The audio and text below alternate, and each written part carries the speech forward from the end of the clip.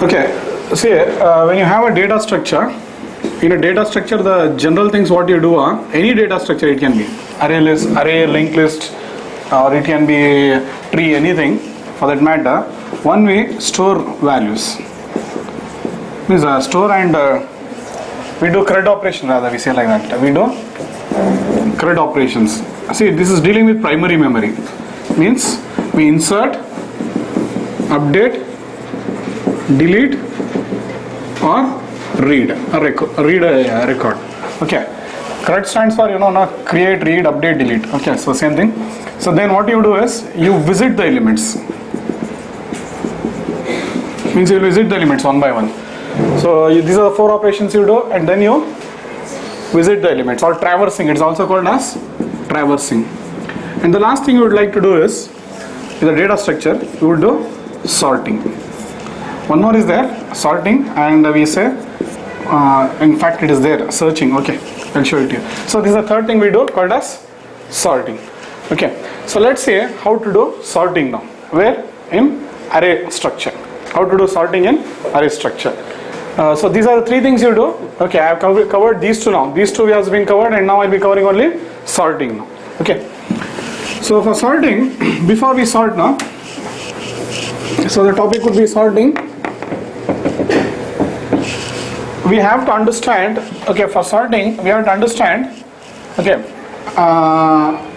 there are, again in Java you got library. You don't do write any logic here for sorting. Okay, for sorting generally 2 things are required. One is the comparison logic. Okay, and the other one would be sorting algorithm. 2 things are required for sorting. This Java has provided it in the library. Sorting algorithm is already there. It is already there. In which, where it is present means it is there in the class called as collections. It is there in the class called as collections, and the method name is dot sort, and you have to pass the list. There are 2 methods. Means we'll be exploring these 2 methods now. Okay. So one more method is there, overloaded method. It's a static method, collections dot sort, list comma my comparator. So these are the 2 methods are there which can be used for sorting. So logic is already there for you. You don't have to worry for which one? Sorting. But when you want to sort now, okay, there is one logic we require. Means we have to compare 2 elements. Which one is greater? Which one is lesser? That comparison logic is required. Only when you compare 2 elements, whether it is greater or lesser, then only you can do the sorting. Till then you cannot do the sorting. So that comparison logic, okay, can be written in 2 methods. That comparison logic can be written in 2 methods. One in the compare to method, and the other in compare to. It's a method. It's a method, object E, or there is one more method called as compare. And here you have object E1 or object 1, comma object 2. This is how they have done it, and this is present in the interface called as comparable, and this method, this is present in the interface called as, it's correct, only 1 second, it's correct, everything is correct, just 1 second. So in the int compare to object, this is one method. The other method is, you'll write it here actually, interface comparator, and here it's correct, 1 second, I am not running short of space actually, that's it.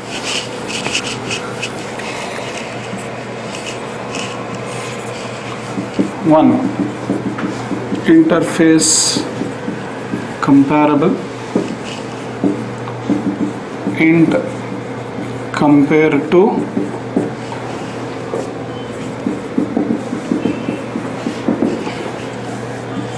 object. This is one thing. One more interface is there, interface comparator, and here you have got a method called as int compare is the method, object 1 comma 2 arguments it requires.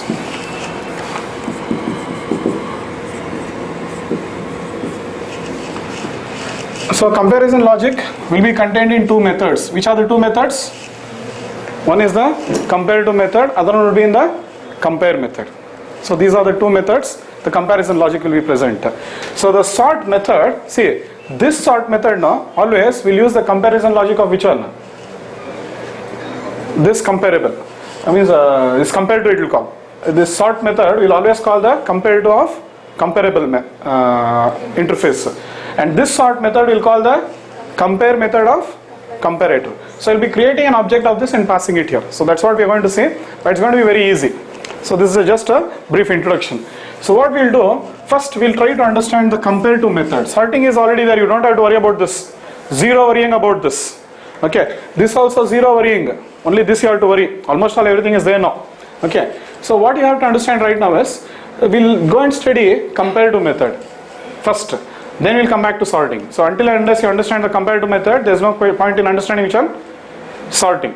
Okay. So first we'll go on to understand what is comparative method. In fact, I had explained to you what is comparative method long back. In fact, I had explained to you. Where did I explain it to you? In class string. Also I had explained this to you in class integer. Okay. Whenever you want to find which one is greater than which one. So we had called this method. So let's go to that which one? String class and see this now. See PSVM class demo. See, class string is implementing comparable. Remember this now. What does class string do? It implements comparable. And it is overriding which method? Definitely it has to override which method? If it is implementing comparable, which method it has to override? Comparative. It has to override this. They are overriding it. There are so many other methods. Forget that now. Concentrate on one method. Which one? Comparative. So if you want to check the whether two strings are equal or not, you call which method? Equals method. But if you want to compare, okay, whether one string is greater or lesser and all that, which method do you call generally? Comparative method. So let's see it with an example. See, string S1 is equal to Ravi. String, okay, or I'll take string S1 is equal to some name I'll take it as Amit or Anil I'll take. Any name you want you take. String S2 is equal to Ravi. Now I'll say S1 dot compare to of S2. Remember this? I taught you this long back. Int A. SOP A, what would it print?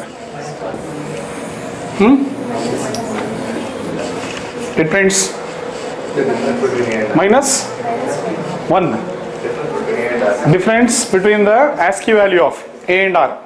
The ASCII value of A is what? It goes on comparing now. See, this is how it compares. You got Anil.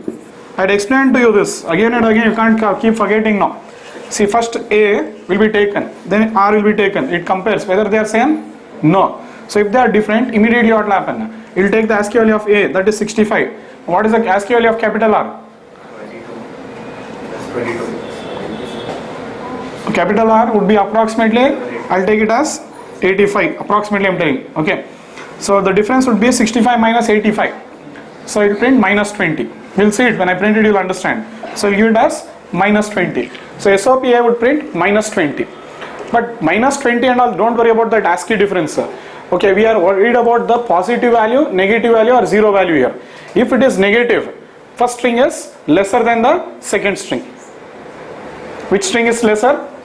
S1. Which one you are using to compare? This is lesser than this one. Understood? Supposingly, I have S1 as now, I'll change it to something like Anil and Ravi. I'll make it as something like Deepak. Some name you take, and I'll take Amit. So what will be the value now? SOPA 3. ASCII value of A is 65. Capital Deepak is how much now? First is Deepak. Then you are calling which one? Amit. So it sees what is the difference between D and A? There's a difference. So ASCII value of this would be approximately 69, and this would be what? 65. So D minus A means 69 minus 65 would be 4. It would give plus 4. Again, we are not worried about that numerical values, 4 gear and all that. But it is plus 4. Positive means it is greater. The first string is greater than the second one. Okay, some more things to understand here. See this. Supposingly, there are two words now. Amit. I'll take Anil. Okay, 1 second. I'll take Anil. L-M. Okay. Then I'll take Amit. Now how the comparison happens here? First you'll take Anil. Means you're comparing S1 with Amit. So first and first letter are same.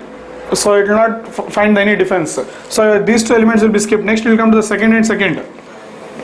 So it will see that there is difference here. So wherever the difference is there, whenever there is a difference, what it will do?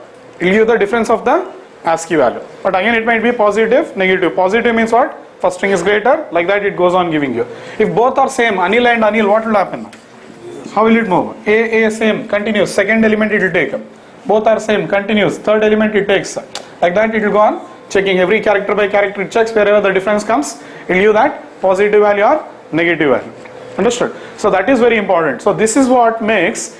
So we had seen this compared to method long back. In string when I had explained to you, we had seen this in class string when I was teaching you. Okay, fine, that is okay. You go and work on that. But see, compared to method now becomes important. Okay, we had learned some basics and now all our basics are coming into picture. Okay, so now the compared to method is becoming important for us. So what exactly happens is, so I'll create an array list of strings now. I'll create an array list of strings. Now sorting is so easy. See here, shall I clear all this now? Okay, see this, just I'll create array list. Array list AL is equal to new array list. I'll add the values. AL dot add C, AL dot add A, AL dot add E. So where have you added now? In the array list. Now you want to call sort now? Just one method. What will you do?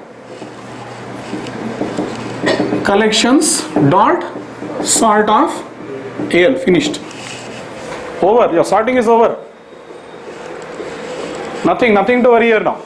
All your elements, how are they arranged? Actually I have kept only 3. I'll keep more elements. How are the elements arranged? C, A, E. Now as soon as I call sort method, what happens? You know, in the same place it is modified now. It is changing. Sort will be applied and it becomes ACE. Finished. That is the brilliance of Java library. So here we are seeing 3 elements. Imagine there are 1000 records, 10,000 records, or 1000 string values, 10,000 string values. Nothing you are going to do. What will you do? Just say collections.sort. Now what is that sort method doing? Internally it will go on calling what? Compare to method. Okay, so it will call the compare to method on two elements. Whichever is greater or lesser, it will go on sorting now. You don't have to worry. And for you to understand, internally the sort method is using merge algorithm. There are many types of sorts. Quick sort is there, bubble sort is there. Okay, so many types of sort are there. You don't worry about any sort in Java. In other languages you have to worry about all the sorts. But they are using merge sort. Means the sort method is using merge sort. You don't worry what it is now. It is abstraction for us. Java says work on abstraction. So all the complicated things, what is Java doing? Making it abstract for us. The data structure is also abstract for us. Which one? How the array behaves and all that. As well as now what? The sorting algorithm is also abstract for you. Getting it now? So that simple it is. You don't have to worry at all. So not only string, you take even the integers. See, all the wrapper classes are also implementing what? Comparable. Wrapper classes you know, no? Integer, float, double, all are wrapper classes. So even go and check out in the API document. Okay, there it clearly tells class integer implements what? Comparable. Class double implements what? Comparable. So there I had shown you integer x is equal to new integer of 10. Now we'll compare what? Two integers. So I'll tell integer x is equal to, means you have to do new integer. I don't have space, I'm writing boxing. Integer x is equal to 10. Okay, then I'll say integer y is equal to 20. Now I want to check whether x is greater than y or lesser. So what will I do? X dot compare to y. So blindly you are calling only one method now. See, for checking greater or lesser, there is one standard method today. In one class you don't have one method name. Every class are going with what? Standard method. Okay, if you want to compare now, there is one standard method. Which is that standard method now? Compare to. So interfaces are always used for what? Setting standards. So that any class which implements which one? Comparable now will be overriding compare to method, and they will be writing that logic now. So once you now see, I want to sort all the integers. fill all the values into what? Array list. Just call what? Collections dot sort. Finished. Sorting is done. You want string values to be sorted, you want integer values to be sorted, you want double values to be sorted. Sorting is a fraction in Java. You don't have to worry anything about in Java, understood? So everything is ready made for you. Only you should know that logic is there in which method for you. So that easy Java is. So it makes everything abstract and we work on very high level today. Clear this now? So first what you have to understand here, you have to understand the compare to method, then you'll go on understanding all this. Okay, so don't worry, okay. I'll show you this. Sort method is already having what? Sorting algorithm. And which sorting algorithm they are using? Merge sort. That's it. So we'll see this. This is what you have to learn today. So this is the theory part.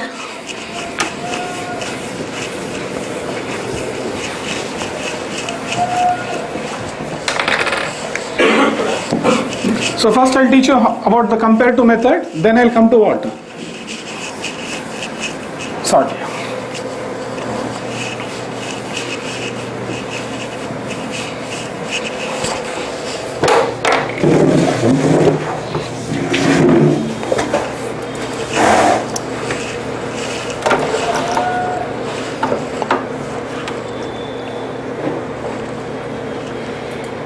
See, I'll create a new test project here just to make you understand if you have forgotten which one.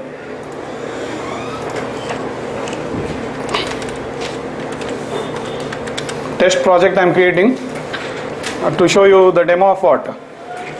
Compare to first.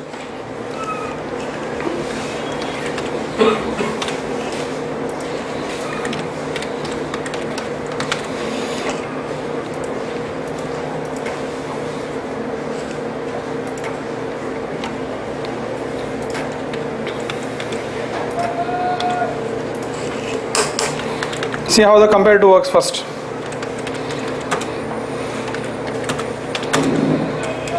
I had created Ravi, okay. Then I took the second string s2 is equal to Anil. Any values you take, that secondary.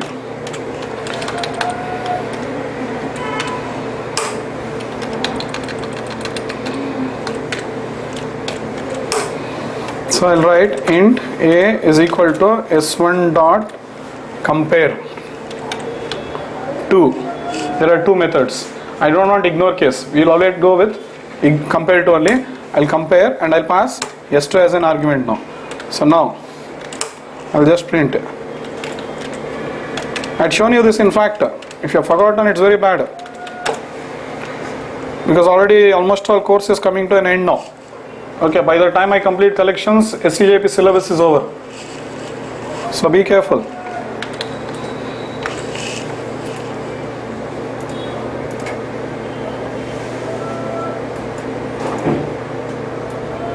So what is it printing? 17. So if you see the ASCII value of A, R is what? 65. Sorry, A is 65. I think R would be 72, 82 approximately. So 82 minus 65 will give you what? 17. And that 17 is not a matter for us.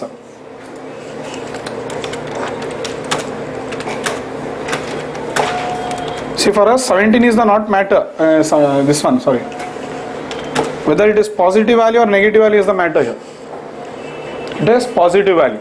Okay. Now I'll say Ravi, I'll go with what? See, I'll go with Amit. I'll change. Again I'll run the program. It is printing -1. So I'll take A, both are same. Skips. Then it'll go with the second character, M and N. There is difference. So what is, so now M, N. First comes what? M. Then comes N. So what is the ASCII value of M? Assuming that, what is the capital ASCII value of M? If you want, you can calculate the ASCII value as here. Yes, yes.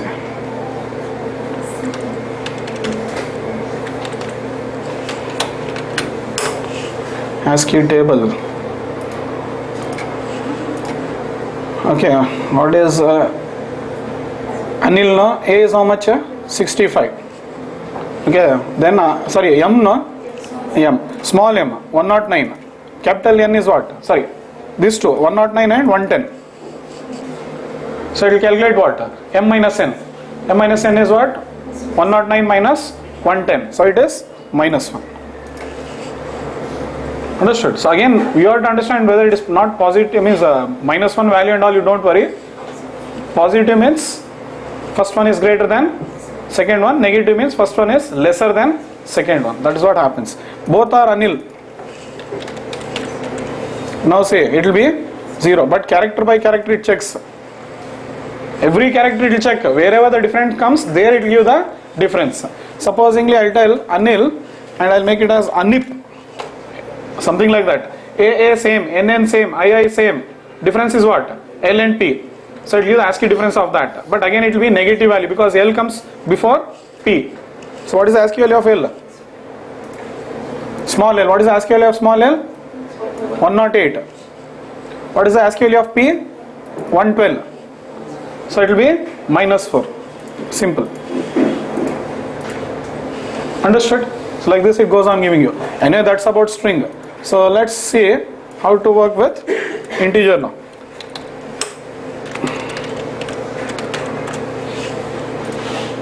Integer x is equal to new integer of 10. So y is equal to new integer of, okay, I'll say 20. Then we'll compare which one? X dot compare integer. X dot compare to y, I'll say. So now see what will be the value. Here no ASCII difference and all that.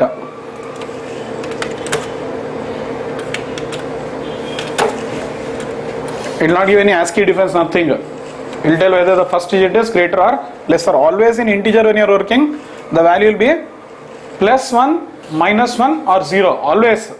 No difference here. Understood? So x dot compared to y, it will give you always minus 1. Even though it will not give the difference of 10 and 20 now. Supposingly first one is 10, second one is 30. What will be the value? Still minus 1 only. Okay. But first one is 30 now. Second one is 5. What will be the difference? Plus 1. Understood? So it will give only positive value, negative value, or I will go with what? Same. That is 30. What will be the difference? 0. So this is how the comparative method works. Understood? Same happens for what? Double. Same happens for what?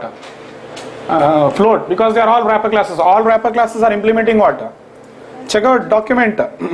Go to Google, means this one Java docs. Which one? String class no.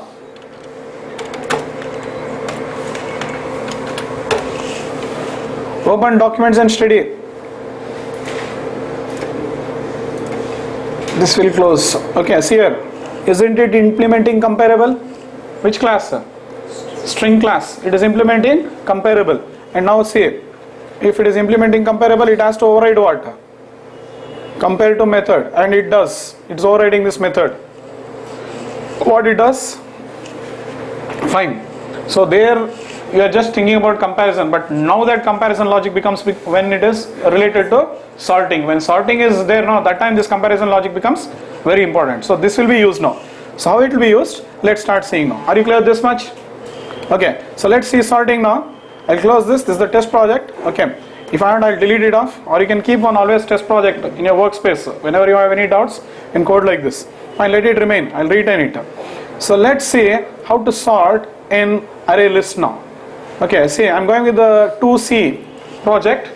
Okay, sorting in ArrayList using comparable interface. First I'm teaching you which interface, sir? Comparable interface. So now here I'll show you how to sort. First I'll show you how to sort what? Strings.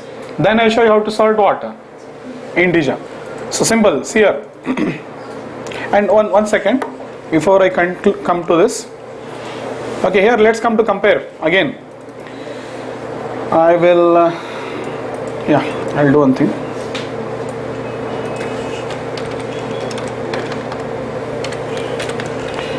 Now, see here till now I is comparing what? String with string, integer with integer. Fine. Now supposingly I compare This now, what will happen, you tell? I'll declare int on the top. I will keep giving error. Okay, so now see, I want to compare s1 dot integer. What will be the result? What will be the result? I am comparing string with integer. What will be the result? See the document, man. First, don't give blunt answers. In the document, the Eclipse is clearly showing you what? For string, you have to pass what? String only. So if I try to pass what? By chance, integer y, what will happen? Error. Means comparison can be done with only similar things. You can't compare to dissimilar things.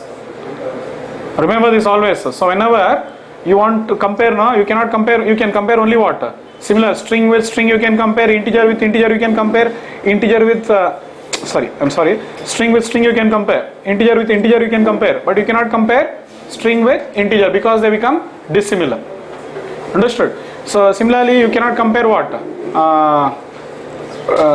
Integer with something like double and all that. Some problems will come. So only when they are similar you can do the sorting, and otherwise you can't do the I mean to say only when they are similar you can do the comparison. Okay, only when they are similar you can do the comparison, otherwise you can't do the comparison. S1 dot S2, fine, it will compare, but if I try to compare it with what? I'm just changing the argument. It is of type what? Integer. So but now you can't compare. So two dissimilar things can't be compared. That is what you understand. Two dissimilar things can't be compared. Understood? Only similar things can be compared. Example, say like apple and apple can be compared. This one is better or that one is better. But you cannot compare an apple and a mango. Which one is good means how will you tell? They have their own parameters. Understood? So we can compare two similar things. This is good or that is good. We can compare only two similar things. Similarly here also you can compare only similar things. You cannot compare to dissimilar things. First you understand how comparison works. Now let's come to sorting. Understood? Fine.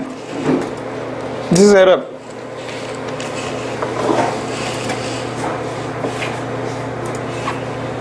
Yes, I am going to 2C, sorting in array list. So first I'll take what?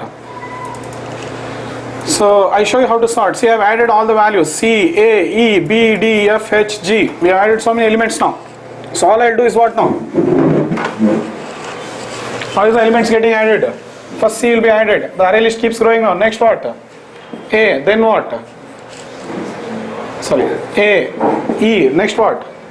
B. D. Then F.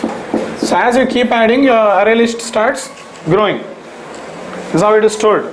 If you print, what will happen? It will print in the same order as you have inserted. Next what will I do? Just I'll call collections.sort and I'll pass the argument now. Which one? List. So collections is a class. Sort is a static method. You should understand the syntaxes. And the argument that I'm passing is list. You can refer to the document. Okay. So what happens?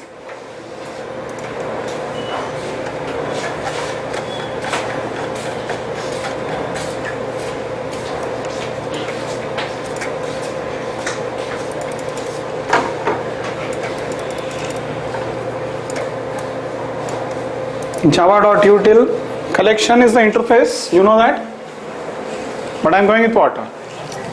Collections class. You know there is a class called as collection, so I'm dealing with this class today. Okay, so here there is a method called as sort.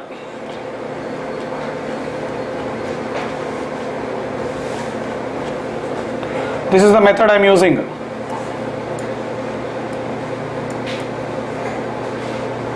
Understood? So it is using generics. This syntax you don't worry, but it is static method.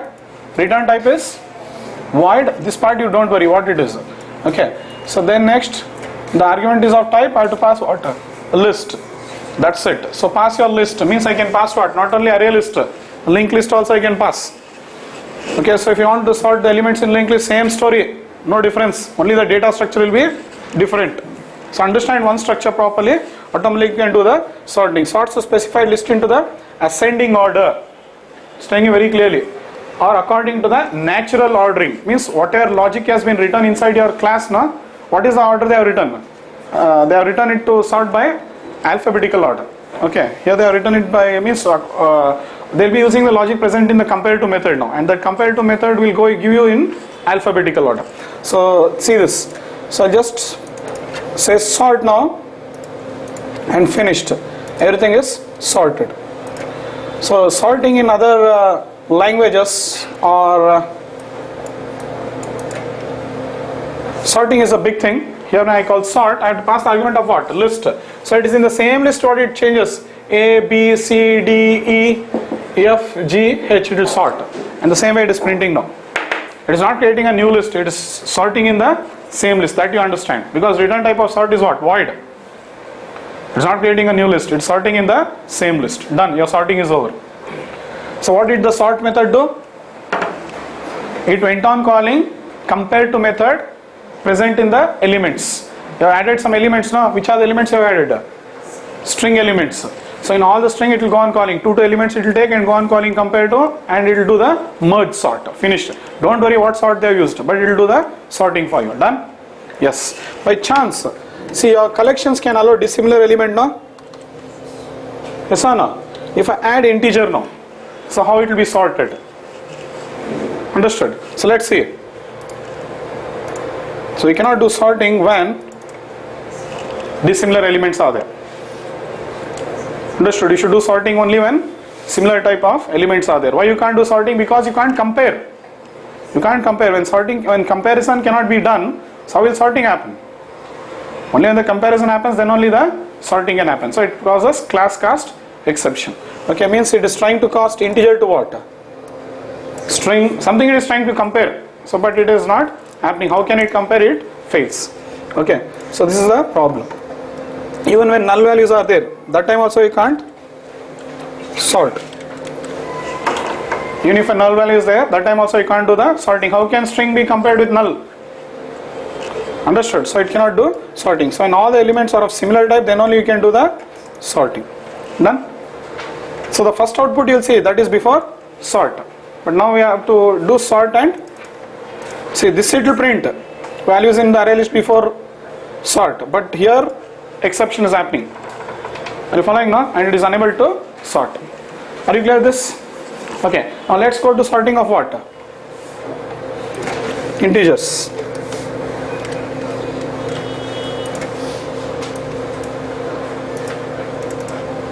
Same story. Just add, call sort, over. What is there? All is in the library for you. Again, this sort method does what? Calls the compare to method present in what? Integer. In class integer also what they are doing? Implementing comparable. And it goes on to call what? Compare to method.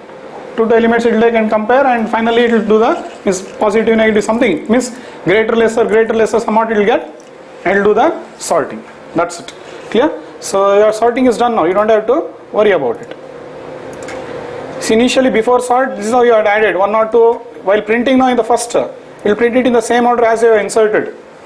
So here when it is printing, it will print it in the same order as you have inserted. But when I call the sort method and print, it will be sorting and printing it now. Done? Fine. So this much you understood now. Okay. So we are blessed. One thing is we are blessed because all these built-in classes are implementing what? Comparable. Otherwise what you have to do? You have to write the logic. Yes or no? Means even sorting logic is already ready for you, plus what?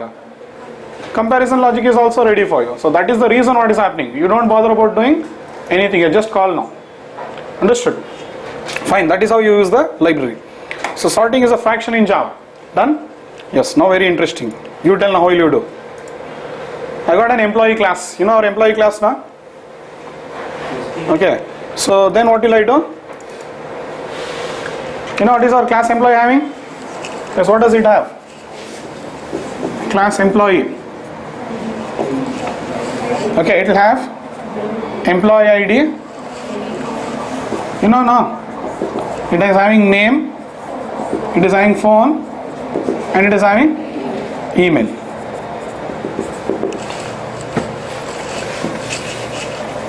Name, phone, email. This is int, these are all string, leave it. Anyway, these are string, this is also string. Okay, now I have added. This is where sorting is important for us, yes or no? Because from database you will retrieve. From where will you retrieve? Database you will retrieve. See, this is how it works now. User has clicked on an option, display all employees in sorted order. There's one link, assume that. So you click, the user clicks that. So request comes to your application. What is your application doing? In fact, this is your table. What is your table going to be?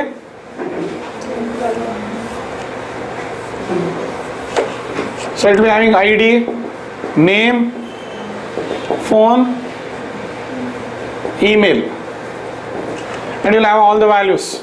Same values what I have written. 101, 102, 103, 104, same values. So A, B, C, D, rest all values will be there. You'll retrieve it. You'll write some query, select query or something, you'll retrieve it. So once you retrieve it, you'll get these values now. And you have stored them into what?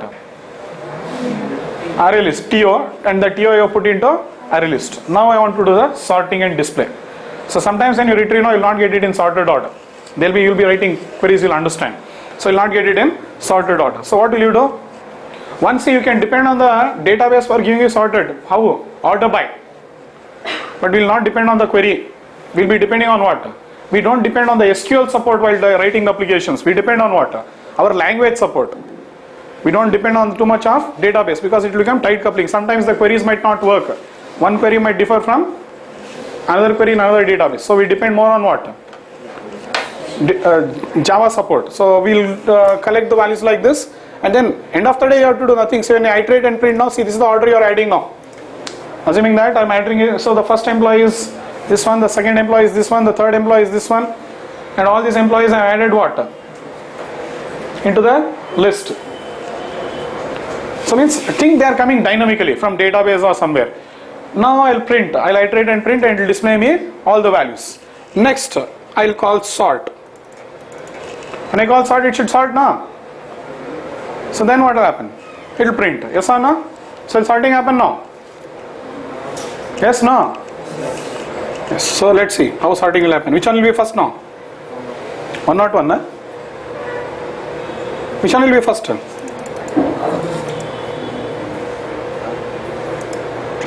First see the output.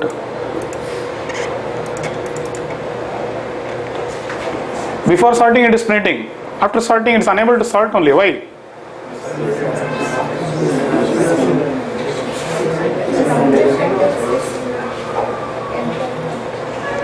How good you are, you see. Till now I was telling you what? The class should implement comparable, no? Yes or no? Your employee class should implement what? Comparable. Only then it can do what? Comparison logic. Same, like how class string is implementing comparable, class integer is implementing comparable, class employee also should implement what? Comparable. Understood? So it should implement. So for user defined data, we have to implement comparable. Understood? So I'll show you how to write the logic for compare to, means how to implement comparable logic for employee class. Just understand now. So this is where it becomes very important now. Understood? So let's see this. So see what has happened. First let's see. I've got an employee 1 now. What is employee 1 having? What are the values? What are the values of employee 1? See all these values. So employee 1 values are what? ID is 101, sorry, 103. Then name is, second, ID is 103, name is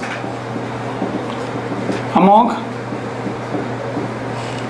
then phone is 333, then email is amog@ something. Okay, this is one object now. So this is employee 1. Then we have employee 2. Employee 2, what are the values? This is EMP2. ID is what? 101. Name is what? Ravi. Then phone is what? 111. Email is what? Something, you can write it. Then we have got employee 3. What are the values in employee 3? Like this, they will be picked from database. Employee 3 is having what? 104. Then what? 104, what's his name? Vinay. Name is Vinay. Phone is 444. Email is something little. So then you got employee 4. ID is what? 102. Name is Kumar. Like this you got. So first I created all these objects. Then I added it into the list. So I got an array list now. How many elements are there? 4. So this is list. And this list will contain what? The reference of this, the reference of this, the reference of this, the addresses it will store. Fine. Everything is fine here. This is how it has been stored now. See, when I do employee list dot add, that's the story. Okay, it will be storing what? The address, reference. So once it is done, list of employees before sorting, this it will print. How it will print? We are iterating, visiting one by one, saying calling getter methods, and I'm printing. Fine, not a problem. But all this works. Finally, when you say collections dot sort, so it is trying to do the sorting now, but it is trying to call what now? The compare to method, and it fails. It doesn't find any compare to method in your class called as employee. So I'll show you how to implement class in the employee class comparable now. Okay, so yes, see here the question is I want to do sorting, so that's why I have to implement. See, how can it sort without the comparison logic? You only think, how can it sort without the comparison logic? So your sorting has to be done based on many factors now. I can do the sorting on what? ID, or I can do the sorting by name, or I can do the sorting by what? Phone, or I can do the sorting by email, anything like that. I can do sorting. Okay, so let's see how to sort by ID first. It's very simple. All you'll do is what? Your class should implement, I had commented, it should implement what now? Comparable, that's it. Nothing more. And you have to override what? First I'll show you this override. Compare to method, that's all.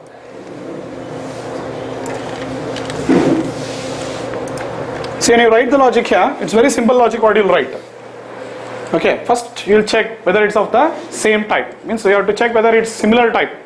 So I'll do the casting and check if it is not an instance of employee, what will I do? I will stop the execution. How do you stop the execution? There are 3 ways to stop the execution. One is with return, one is with causing an exception, and another one is system.exit. But I'll use what? Exception to terminate here. Understood? Reason is program will not terminate. Understood? So anyway, you generally throw user defined exceptions. I'm just throwing here what? New class cast exception.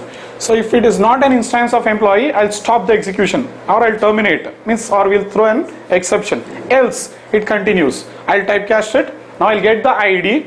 Now I am writing the logic. If the first one means the current one is greater than the next one, means the incoming one. This is B. Which one is B? The incoming one. The current object means employee 1. Means employee 1 is getting compared with some employee is getting compared with another employee. So it checks if his ID is greater than the other employee, he'll return what? +1. Okay. Else he'll return what? -1. Else he'll return what? 0. Means both IDs are same. Understood? So this is how it happens. So you'll write the logic like this. This is one way, and now see, it works brilliantly. It will be sorting by what now?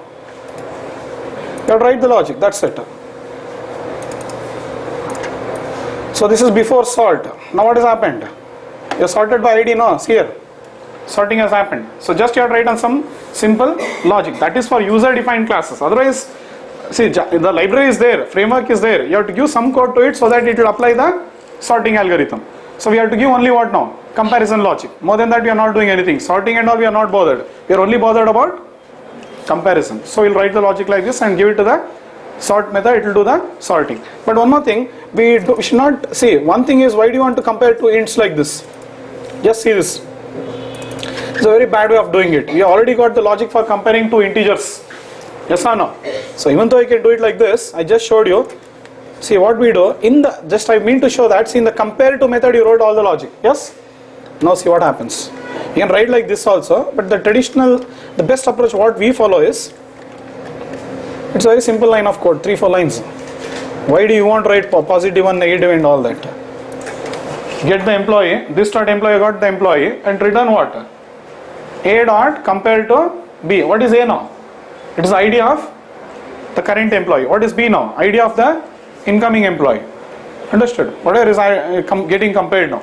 So it will be passed here. See, it goes on comparing now. One will compare with the other one. So return A dot compared to B. Fine, what happens now?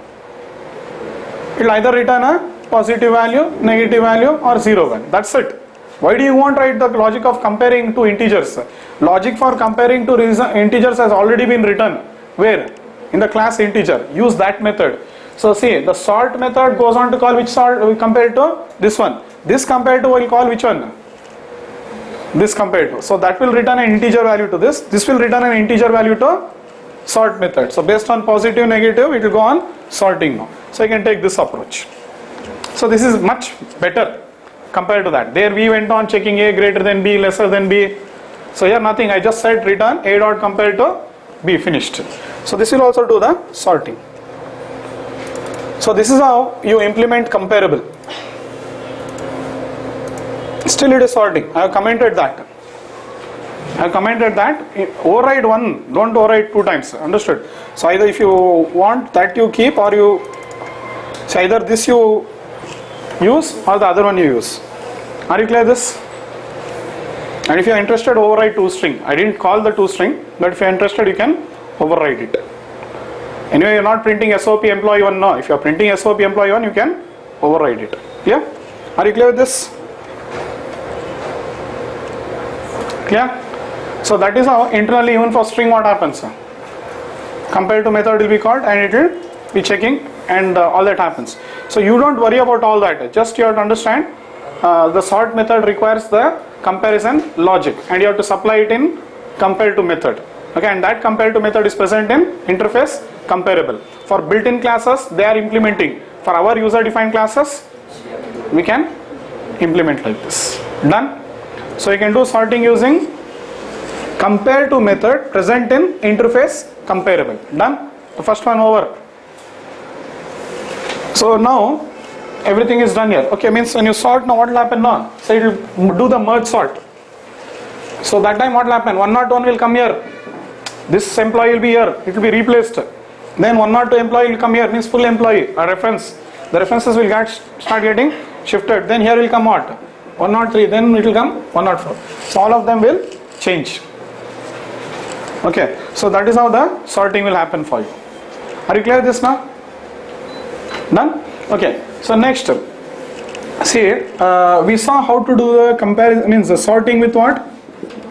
I told you for sorting what is that we required? One is comparison logic.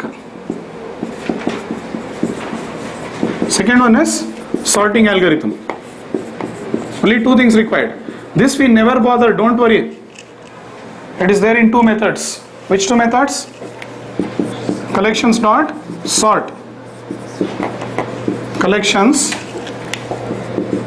dot sort of list. I showed you this one just now. One more is there. I'll show you how to use this one now. Collections dot sort of list. It's an overloaded method. Okay. Something called as, you have to pass an object of type my comparator. I'll show you that. What is my comparator? Understood? So anyway, what I am trying to say right now is the sorting algorithm is already ready there for you. You don't have to worry it. Only we have to bother about what? Comparison logic. Now comparison logic can be implemented in what? 2 methods. Which are the 2 methods? Just now you saw compare to, which is present where? In interface comparable. Now we'll see how to do the comparison with interface comparator, means compare method. We'll see how to do it with this one now. Object 1 comma object 2. So if you want to, you call this compare method, means this sort method will always call this compare method. This sort method will always call what? This compare to method. You should know which compare to method, which sort method calls which compare method. You should know. Sort method calls what? Sort with one argument calls compare to method, and that compare to method is present in the same class, and it will be implementing what? Comparable. But this compare now, let's see how to do it. So other way around now, we'll see how to do the sorting with interface comparator. So sorting can be done with help of two interfaces. One with help of comparable, other one with help of comparator. This is the most important interview question. Difference between comparable and comparator. Most important interview question. Done? Okay. So let's see now how to do the sorting.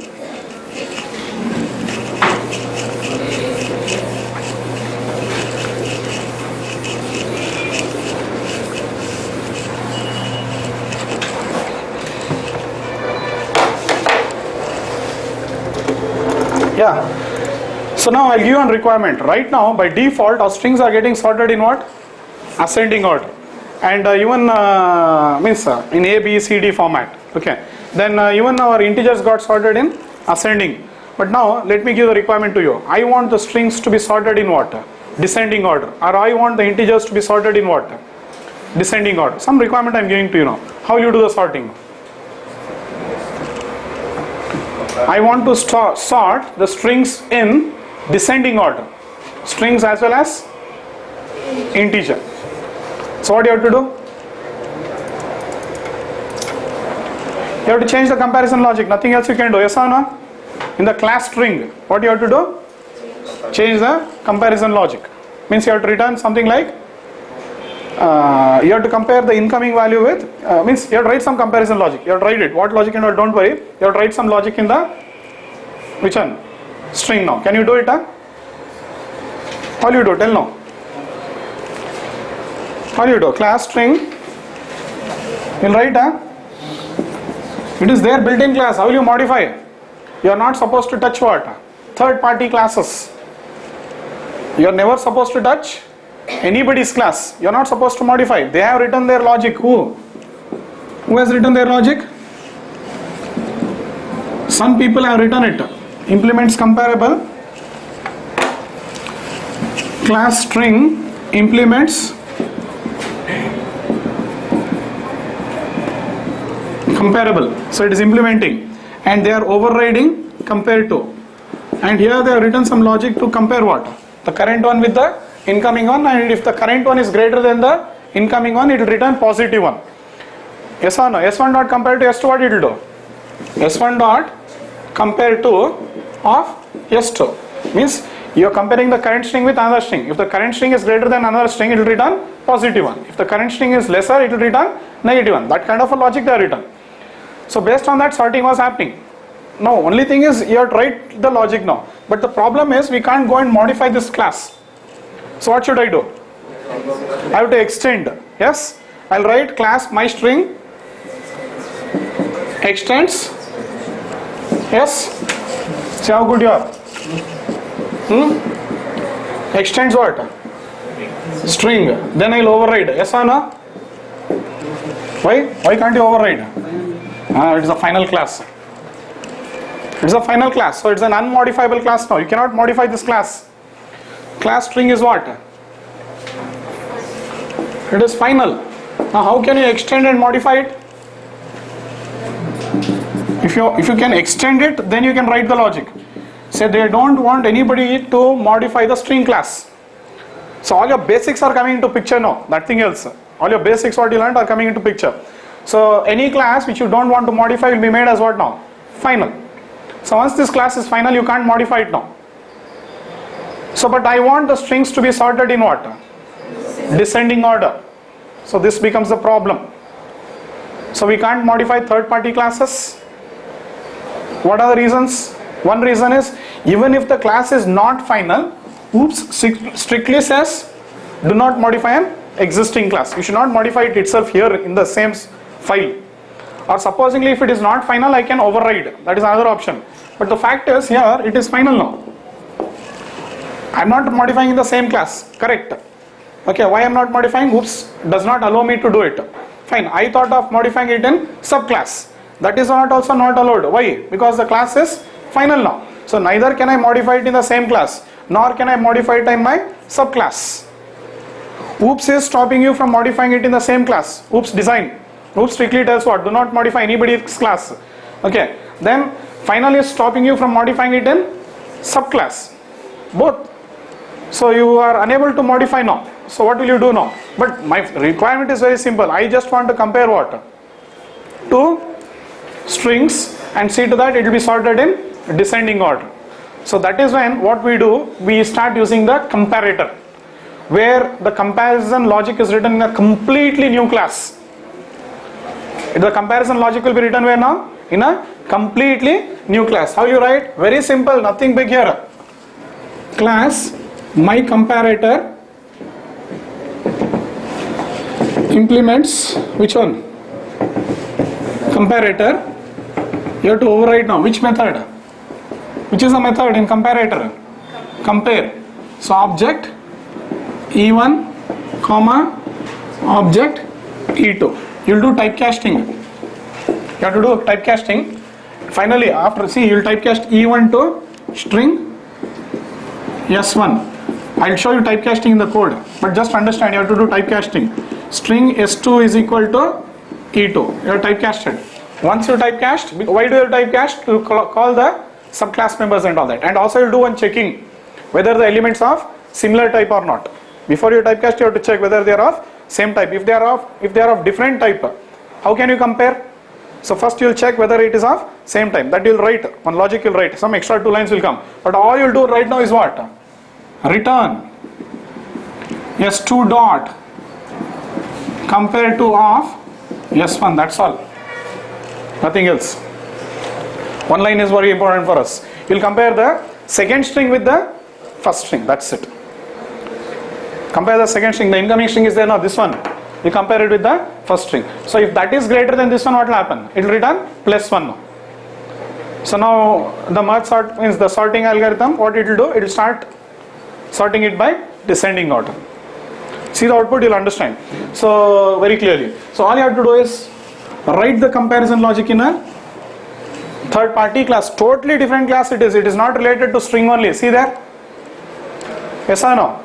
So comparator always contain comparison logic of what? Third party classes. Or it is other way how you tell it is, you move the comparison logic. Instead of, till now you are writing the comparison logic what? Same class. But now you will shift the comparison logic to what? Third party class. Means in another class. The complete comparison logic will be moved into another class. That is what will happen now. Understood? Once you move it to another class, that will be used now. So you will right now what will you do? After adding the strings, you will just say collections dot sort of what? A list. Create an object of this class. New my comparator. New, what will you say? My comparator. Send the object. You have to send 2 arguments here. One is of type list, one is of type comparator. And that's it. This sort method will never call any compare to method in your list. You have got your list now. In those elements, it will not call what? Compare to method. Instead, it will go on calling the compare method in this comparator. Instead, it will go on calling the compare method in your which one? Your written now comparator, and it will go on sorting. That's it. It's very simple. Just code you'll start understanding. Nothing great here. Understood? So let's see this.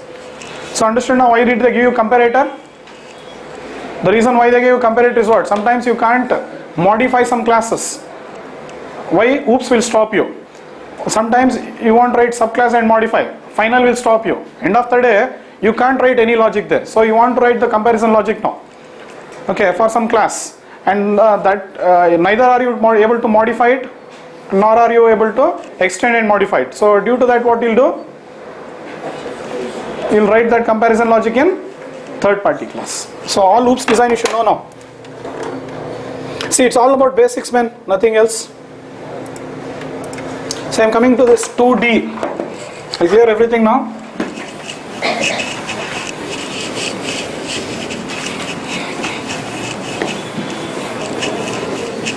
How good you are in basics, that better it will pay off here. Oops, you should be very strong. Okay, see this is done. Yeah, see this first I sort what? String. What will I do? So this is the example I am taking.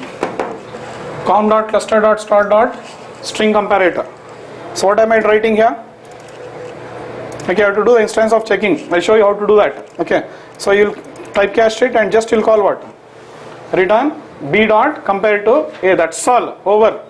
So reverse the comparison. Compare the second object with the second object for descending order. If you compare first one with second one, same result. What? Ascending order. Understood? So now see this. And what I'll do? I've added my strings. After adding my strings, what will I do? I'll pass an object of that class now. That's it. So this sort method will use the comparison logic present in this class now, not which is present in your elements. It will not use the compare to, it will not call the compare to method of your string class. Instead it will go on calling the compare method in your comparator class. So that is how it will go on getting sort.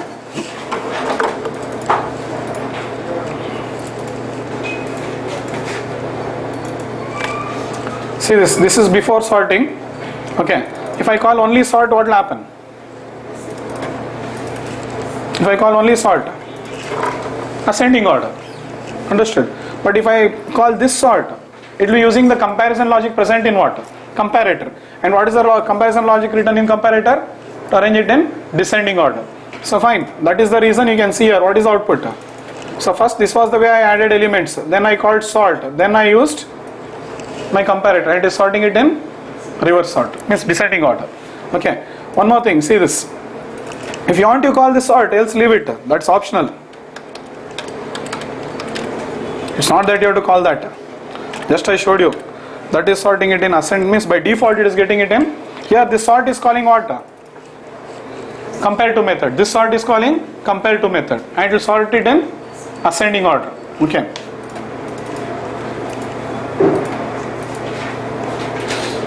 I commented that. See, directly it is storing it in, sorting it in descending order. Directly. You don't have to call that and call this. Directly only you can call. Yeah? So fine. But supposingly, see in the comparator, just see here. If I compare the first one with second one, what will happen? Again it will be ascending only, nothing difference. Understood?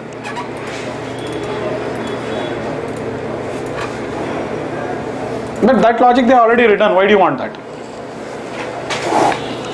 Ascending order logic is already present in what? Compare to method of string class. Understood? So better you can use that only. So all you can do is this much. If you want this to be very clear, 2 more examples you see, it will become more clearer now. Clear? So that's all about comparator. Now I show you for what? Integer. Very simple. Integer comparator you can write. Same thing. What will you do? Compare the second int with first int. Over. Call the sort and pass that comparator. It's a different one. The name is same, but that's in a different package. Okay. So this comparator is there in which package? Understood? This is there in a different package. There are 2 different classes. Okay. Or you can say int comparator, string comparator. I could have given that name, but why I used my comparators, you will think class name, built-in class name is int comparator. So that's the reason I used my comparator. If I had given the name called as integer comparator, you would have thought what? Professionally, that is the correct way of giving the name. Okay. But you would have got confused. You would have thought what? Integer comparator is a built-in class. So that's why I gave such name. Okay. But professionally use integer comparator, string comparator, such kind of names only use. String comparator implements what? Comparator. Integer comparator implements comparator. Like that you use. So done. So it's all the same. Now we are adding some values, and now sort will sort it in ascending order. If I call this sort, it will sort it in what?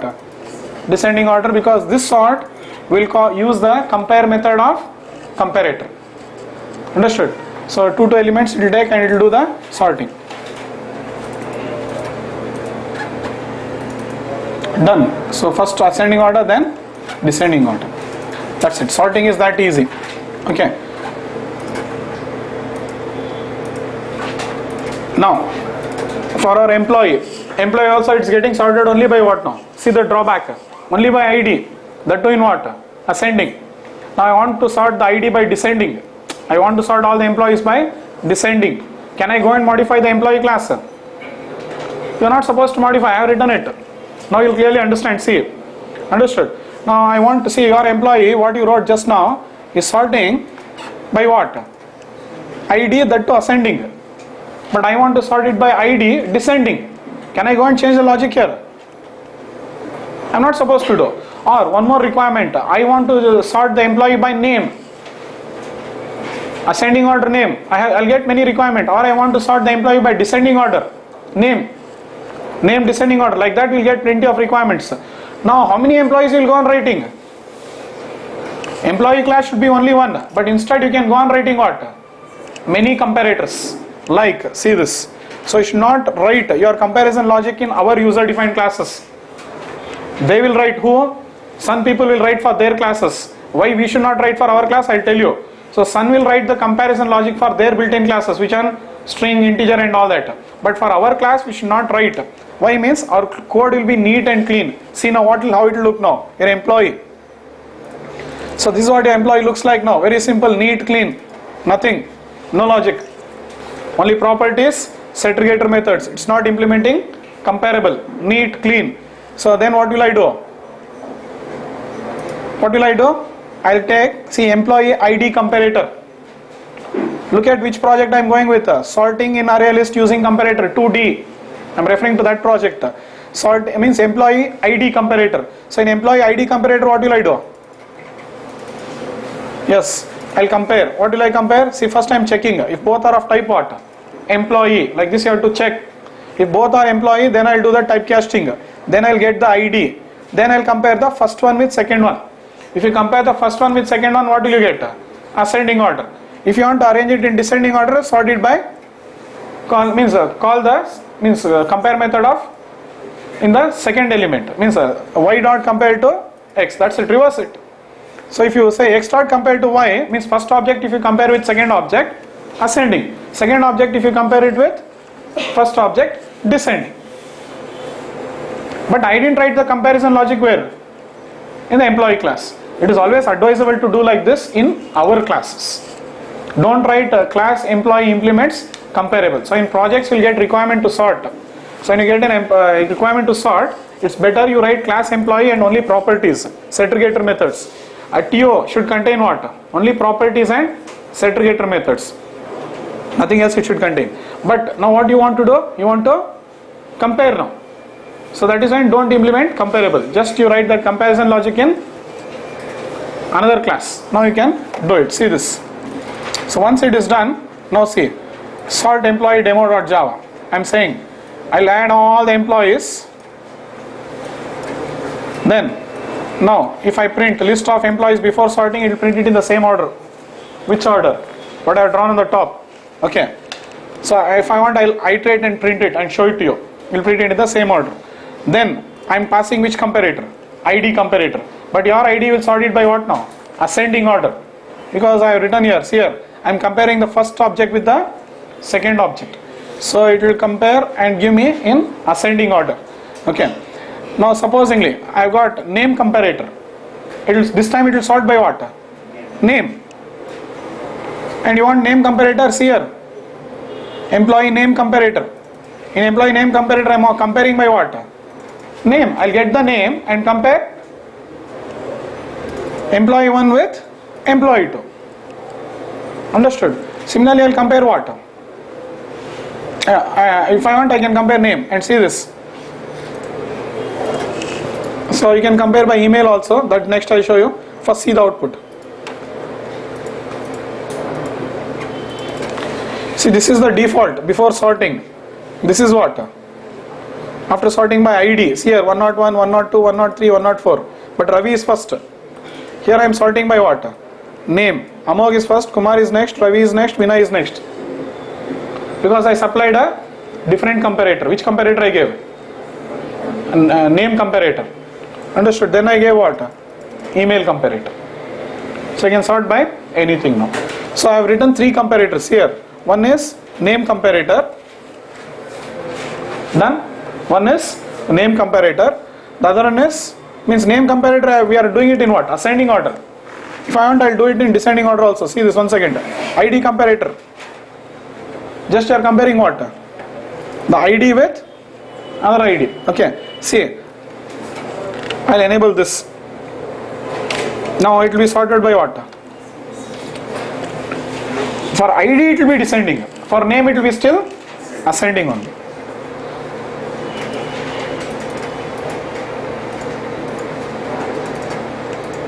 See, for ID it is descending. If you compare the second object with the first object, it will be descending. That's it. Simple it is.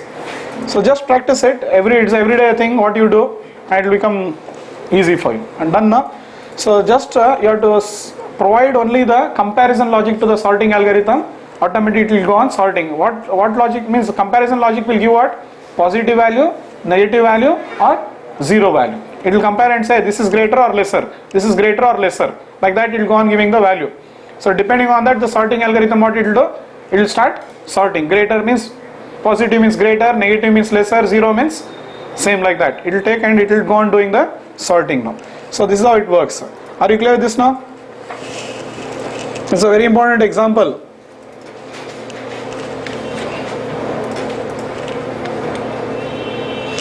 If you want, you can sort here. I will sort the employee in descending this time. Name wise. ID will be ascending. I removed that comment. Right now, what was the output? Amog was stopped now. Now see, when I run the program, I am providing the same comparator. But this time, see, name comparator. Where is it? ID comparator, a name comparator. So when it is list of employees after sorting by name. Vinay, Ravi, Kumar, Amog. ID ascending only. Understood? So how you want, you can go on writing any number of comparators. Okay, any number of comparators you write now. Okay, for one field you can write one comparator. ID one field, name on comparator, phone on comparator, email on comparator, like that you can go on writing. Okay, so that's all about sorting in Java. That's sorting in ArrayList. Nothing big, very simple. So now the question is, yes, the final question. See, Java people are implementing comparable for their built-in classes. Yes or no?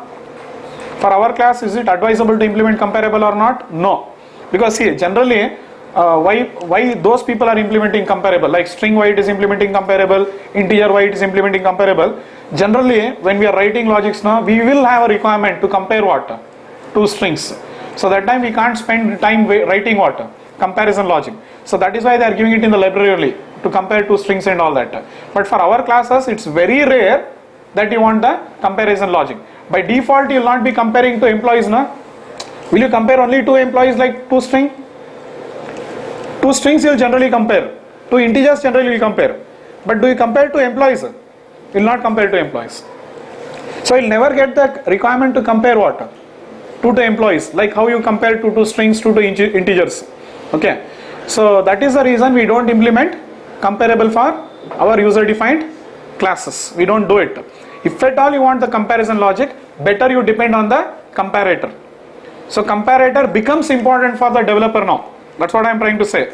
Because we will not be implementing comparable. So one reason why comparator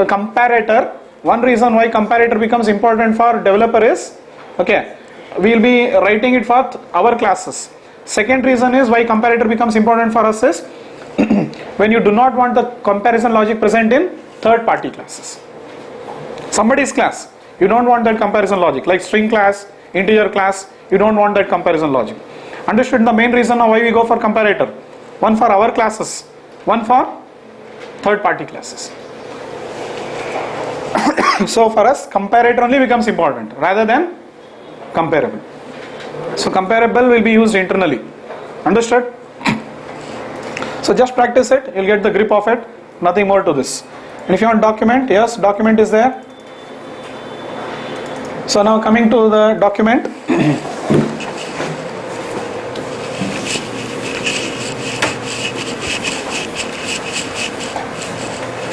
See, comparable and comparator both are used for sorting what? Collections. We have seen only in ArrayList, but the same will be applied what? Only data structure will change, man. Nothing more. You put all the elements in linked list. Call collections.sort. The elements in linked list will be sorted now. So you will have to just struggle for what? one structure. That is the beauty of this framework. You don't have to struggle for every structure here, like in C language, C++ language and all that. Here you have to struggle only for one data structure. If you understand it, finished. Rest all structure will be very much similar here. So comparable and comparator both are used for sorting the collection. Yes, the difference is comparable provides only one sorting sequence. Yes or no? That too which is present in the same class. But comparator provides multiple sorting sequences like ID, name. If my class employee implements comparable, what will happen? Only one sorting sequence. Only by ID it will sort now. If my class employee implements comparable, it will sort only by ID. It cannot sort by any other criteria. Okay. If you want to sort it by name, again you have to go and change the code, which is not correct according to what? Oops. Oops strictly says do not modify an existing class. So you should not do it. First of all, don't write it in your class only. Okay. First thing. So then see, okay, it provides only one sorting sequence. Like in string, only one sorting sequence now. What? Only ascending order. Integer what? Only one sorting sequence. So if you implement comparable, you will always get one sorting sequence. But if I go for comparator, I can provide multiple sorting sequences. That is the difference between comparable and comparator. Okay. Now coming to more things. Rules for sorting. What are the rules? Check out the rules. Objects of different or dissimilar data type are not comparable. We cannot compare it. Okay. So we can sort only when the elements in the collection are of similar type. Okay, next rule. We cannot sort when the elements in the collection are of dissimilar type. Done? Then next, the sorting algorithm uses the comparison logic present in either compare to method of comparable or compare method of comparator interface. These two interfaces you should know very clearly. Okay. So that is the rules for sorting. Now, sorting with comparable and sorting with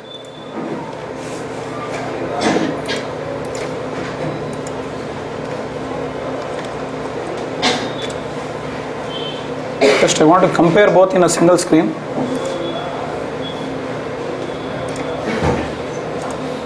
Unfortunately, it is not happening there. Yeah, I think only one point will be left here. Don't worry. So, compare interface is present in which package? Lang package. First, a class implementing the compare interface can compare itself with another class. It is comparing what? Itself with other class. Class employee was comparing with what? If I say class employee implements comparable, it will compare itself with. See here, when you implement comparable, okay, string s1 is equal to new string, s2 is equal to new string, s1 dot compare to of s2. That's the meaning of it. A class implementing the comparable interface can compare itself. S1 is what? Itself. Understood? With another class. So the compare, that means comparison logic is present what? Inside the same class. It is comparing itself with another class. This will be taken as an argument. I will do the comparison and return what? Positive value, negative value or zero value. Done? So that is it. And it supports only one sorting sequence. Comparable interface contains only one method, which is that? Int compare to. That's it. Compare to. Return type is int. Done? Yes. Now, comparator interface is present in which package? Util package. Comparator is actually present in util package, utility package. First difference comes there. Next difference. Comparator defines how two objects can be compared in a completely new class. You are not writing the comparison logic in the same class.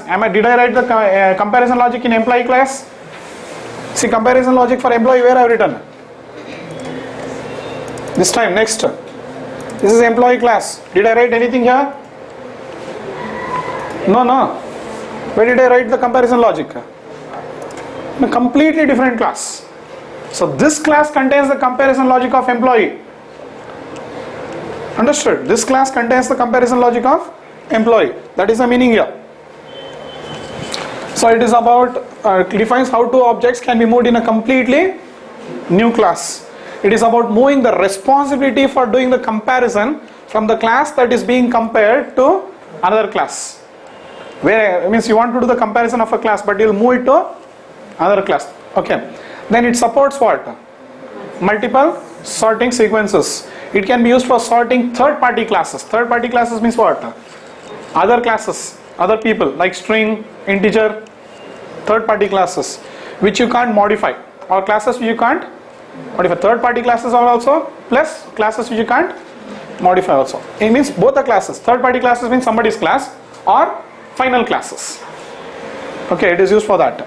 And compare interface contains two methods. Which are the two methods it contains?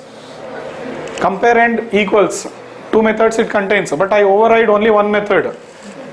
No need of overriding this, because this will come from what? Superclass. In class object you got it, no? So when you implement comparator, you have to override two methods. When class employee ID is implementing comparator, it should override how many methods? Two methods. One is compare and another one is equals. But equals will come from what?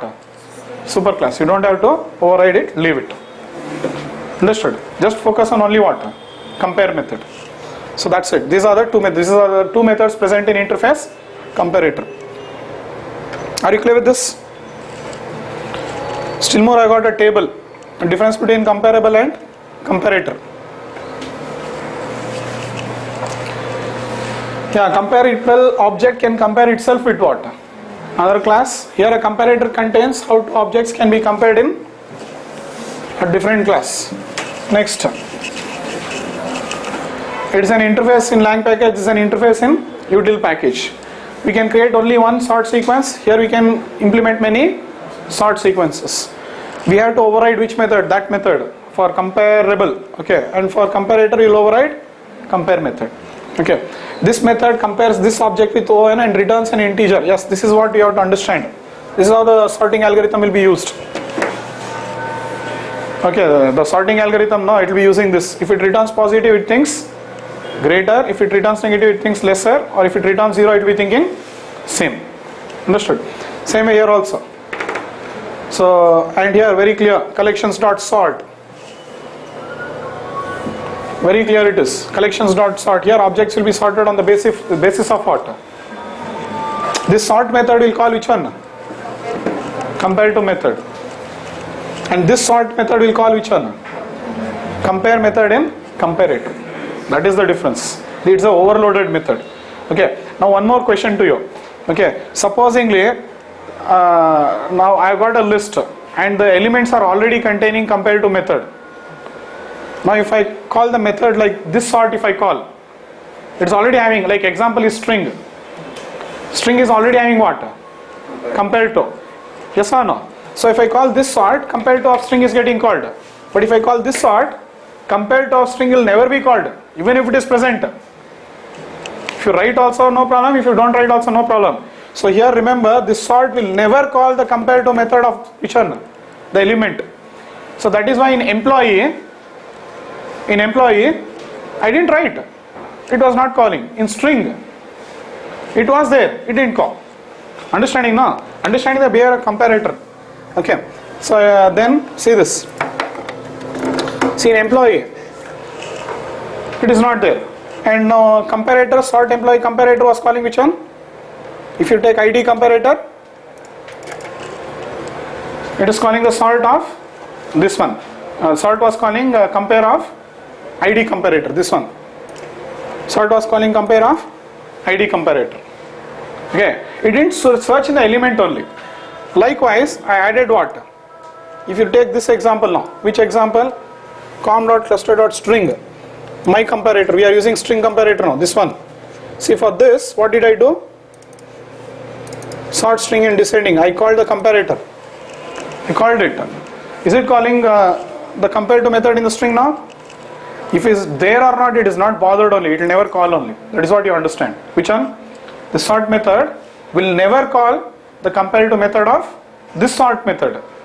Compare to method in the element. But this sort will call the compare to method in the element only. That is what I am insisting from the beginning.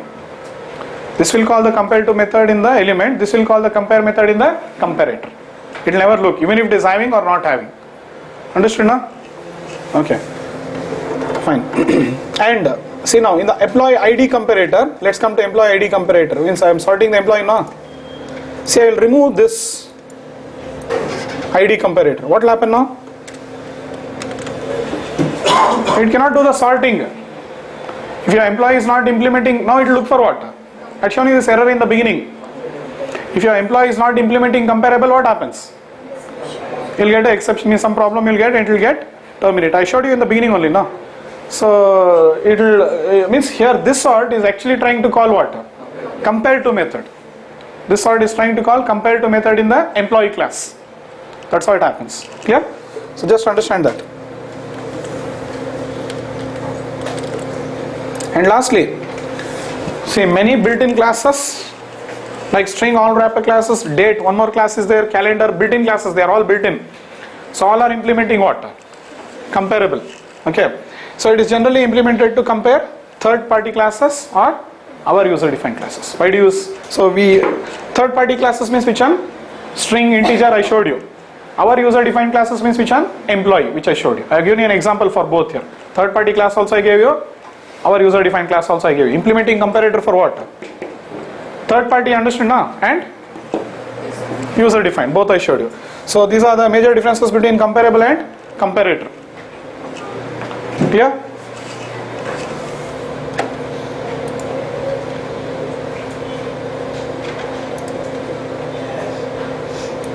Just bring it in a single screen.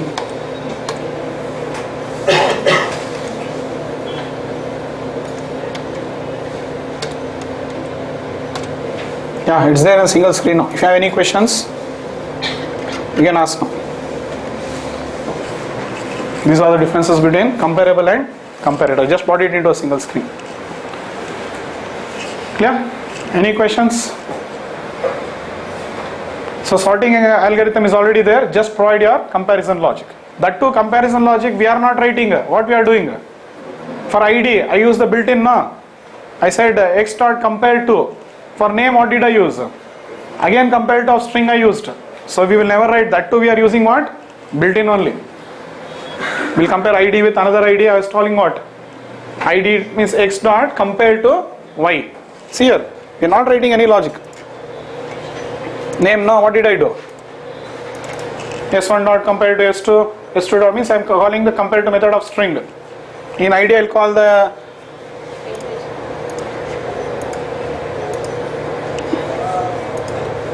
I was calling x dot compare of integer. We will never write only anything.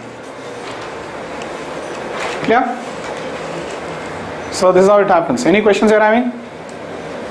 And it is practice, man, because see these are very new topics to you. In your lifetime you didn't know what is data structures properly. Understand the problem here. Understood? You never knew what are data structures properly. You never know what is doing CRUD operations with data structures. Then you never knew what is traversing properly. You never knew what is sorting. There are so many types of sort. Okay. So when you are learning other languages, you end up learning so many things.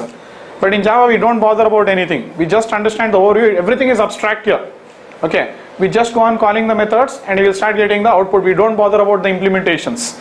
That is the reason Java is saying don't bother about the implementations. We have provided you a rich library for using everything. Continue using it.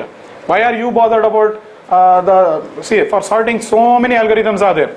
It says why do you worry about that? Okay. Similarly, so many data structures are there. It says why do you worry about that? Which structure you want? Use. And store it. And finally you call sort and sort it. That's it, over. This is their idea. Clear? Fine. So just practice all this. Okay, you'll start understanding how to use the library. More you use, okay, more you'll understand. More you use, more you'll understand. So keep coding and you'll start understanding better.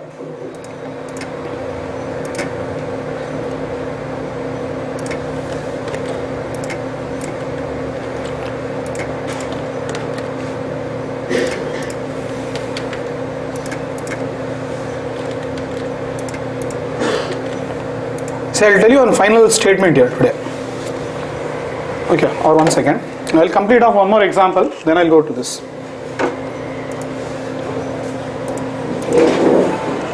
Yeah.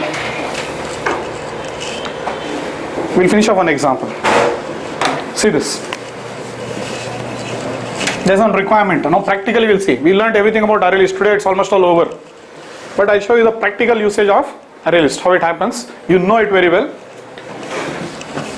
See this is on screen now. In the screen, user will enter his ID, he'll enter his name, he'll enter his phone, and he'll enter his email. These are the 4 values he'll give now. This is real time, it will happen now. Be careful in an application. So he'll fill the values. These values will come into your application. These values will come into your application. Done? So once these values come into your application, you have to check actually in the database whether those elements are existing or not. So let us see our table now in the database.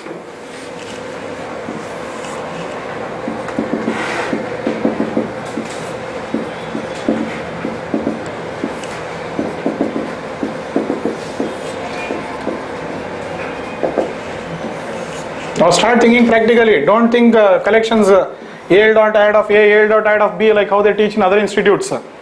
Think practically now why collections has been given to you. Understood?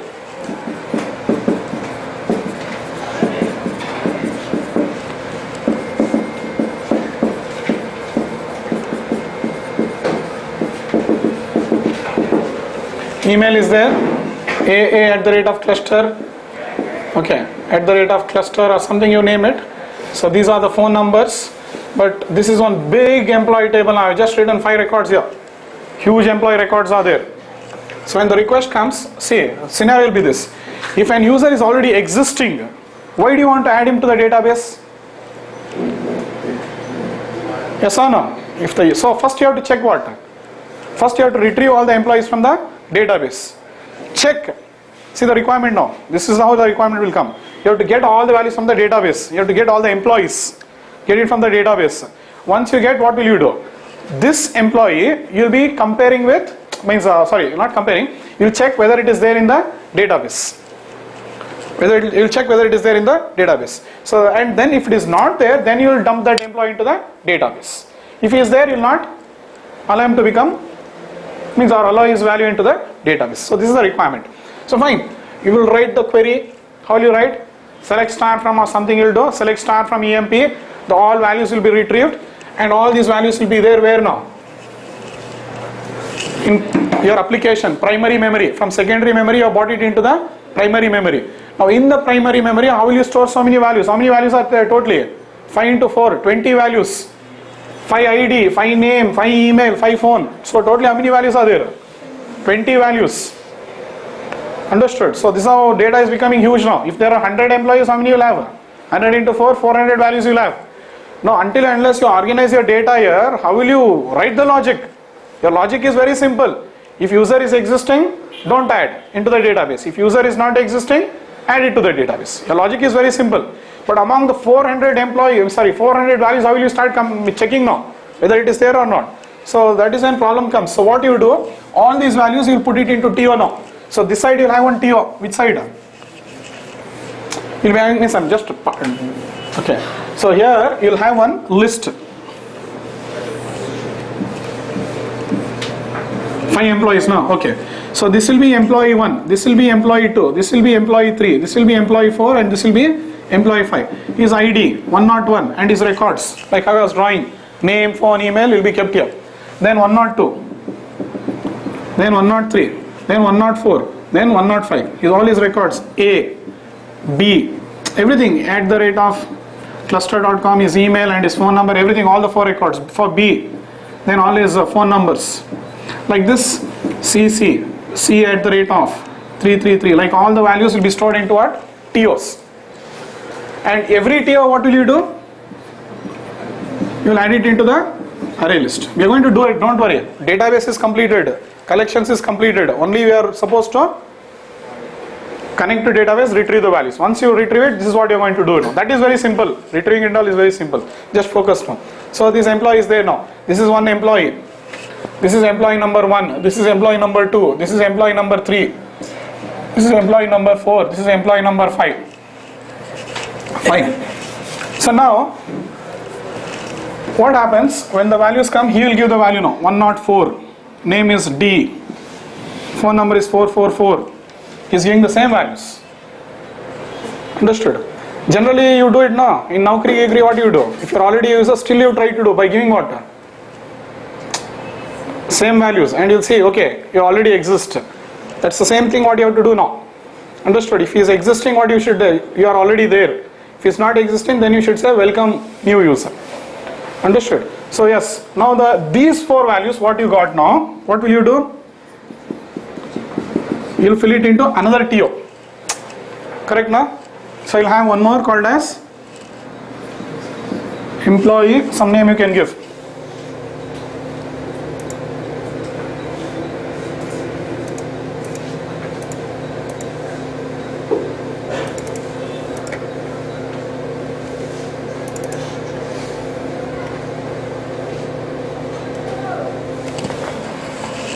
User employee. He is a new employee now. He is getting logged in. It's a variable name, any name you give. And here you will fill what values? ID will be what?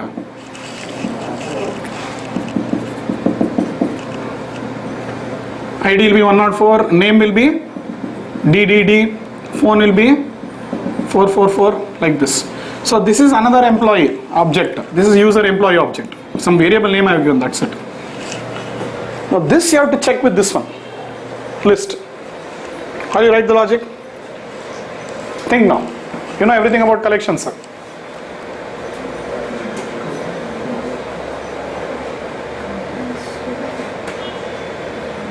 See, logic will be something like this. A list dot add employee 1, a list dot add employee 2, list dot add employee 3, list dot add employee 4. Means these 4 were created from the database. Leave them. Okay, in the list how many you got now? 4 or 5 employees you got. Leave that. Now one more you got. What is that name? User EMP. One variable name it is. But I have to check whether the values in this TO is present in any of this TO. That's all. If the value is there, because you can't compare this value directly with database. What will you do? That's why you bring the values from secondary memory to primary memory. See, processing always happens in primary memory only. That is what is logic. Okay. So after you check, then you have to tell user exists or not. So you have to compare this TO with what? The existing TOs here. If any TO matches this one, then what will you tell? User is existing. That's all. Very simple logic. But think now, you wanted to write logics all this time. These are real-time logics what you write. Understood? So tell now, how will you do?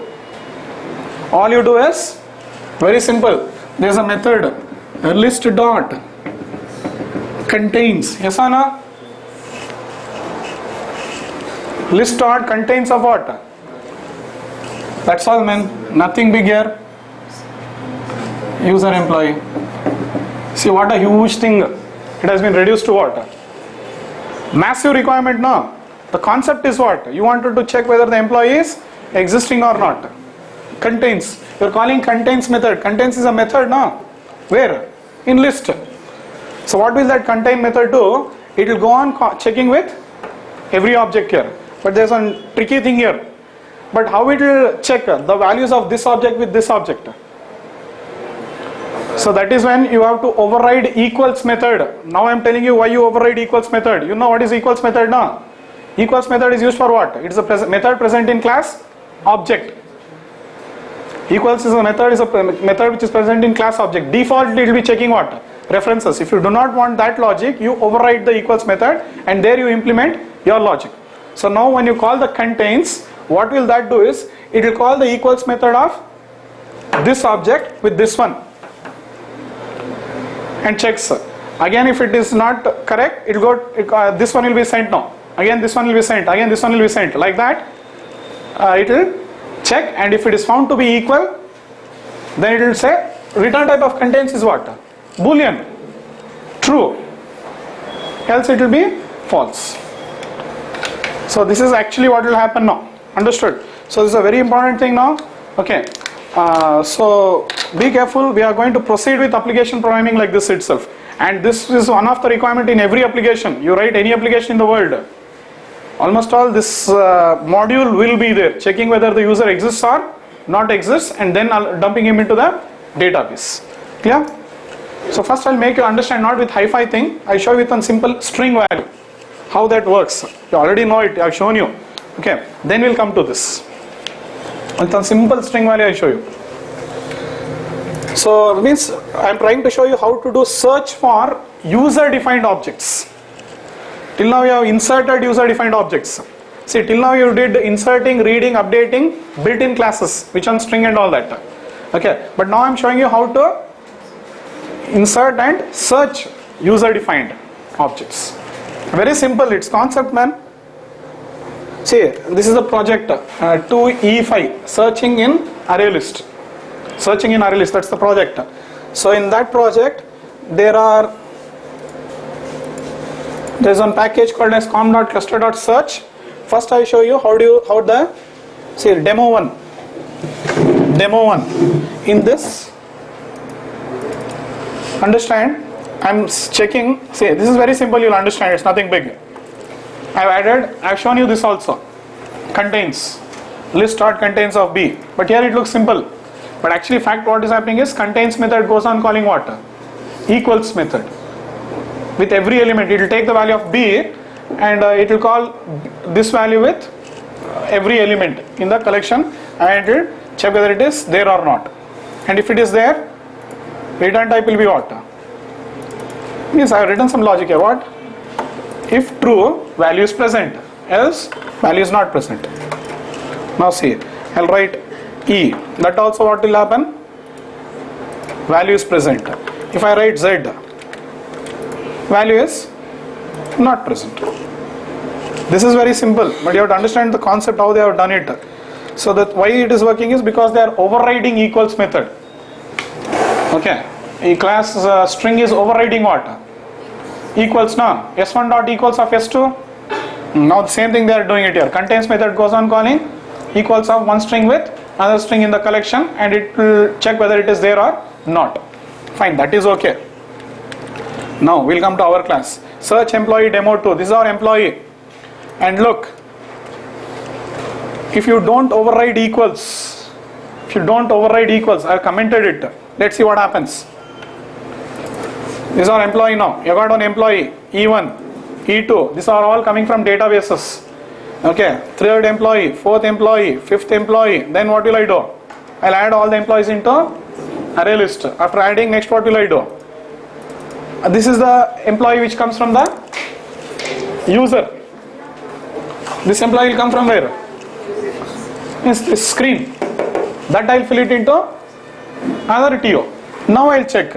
Employee list dot contains of user employee. That's all I'm doing. Nothing big here.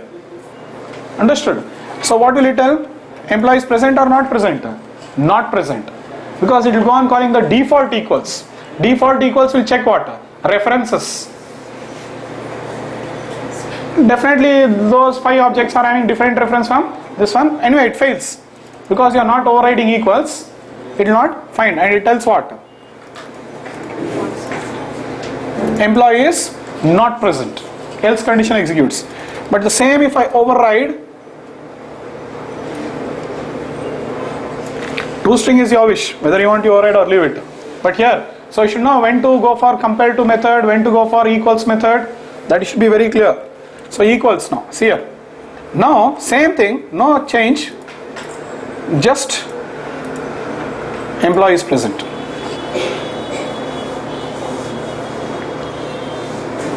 Understood? So terrific logic now. One employee goes on checking with what?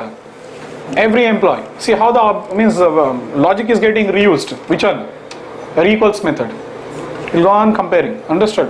It will go on checking whether it is there in the which one? Collections or not. So this is how it goes on checking. Are you clear? This is a very important example. This is practical now. It's not like other institute what? L.add A, L.add B, collections is over. You have taken nearly 3-4 days for learning only what? Array structure. Okay, once you are clear with this structure, same concepts will be implemented for what? Linked list structure and all that. So practice in one structure clearly. Are you clear? Any questions here? Understood. So your basics I am using what I taught you till now. Till now I taught you what? Compare to, equal, string, integer, all that I have taught you now. That is what all those elements we are putting into data structure.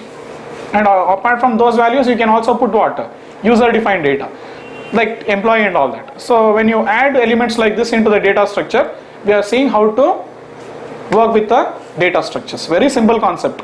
Okay, are you clear this now? And you can treat this example as what? The first one which I showed you. Finding names. Sorry, what? String. Think that instead of CAEBDF, you got only names from the database. Think like that now. You got all the names, or you got all the email ID. Now you are comparing whether that incoming email ID is present in the database or not. Think like that, big way. Don't see it as string now. Understood? So think it in big way. Only names you got, or only email you got, or only phone you got, all the phone numbers, and checking whether that is there in the database or not. So from secondary memory you'll retrieve it into primary memory, but when you bring them into primary memory you have to store them properly. Only then you can use it for processing.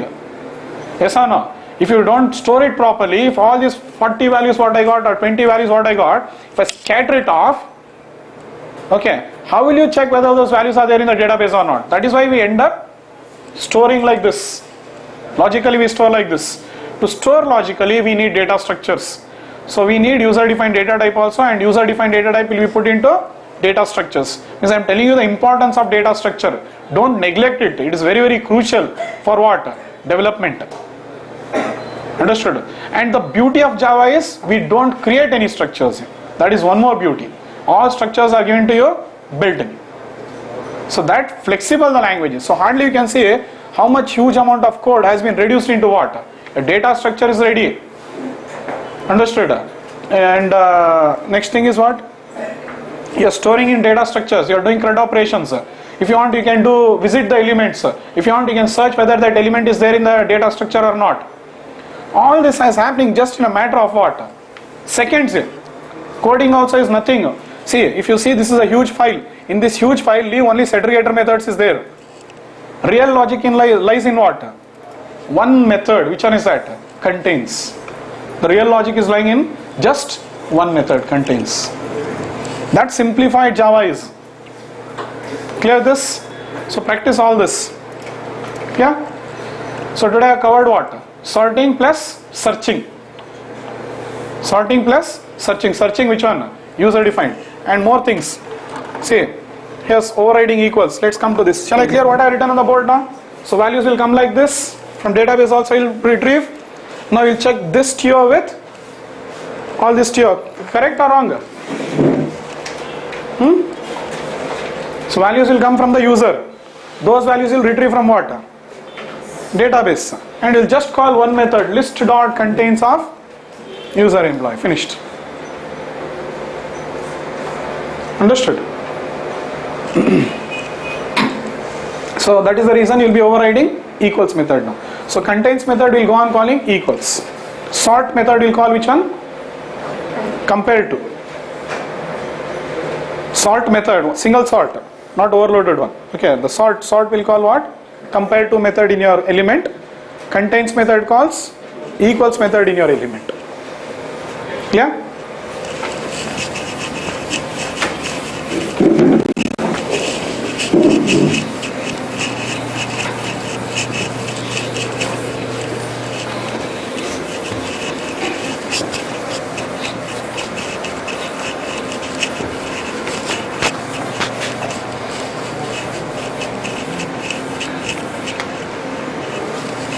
Means just I gave a practical idea like how collections are used for programming, and you're going to do it in projects. You're going to do it. You get the clear idea.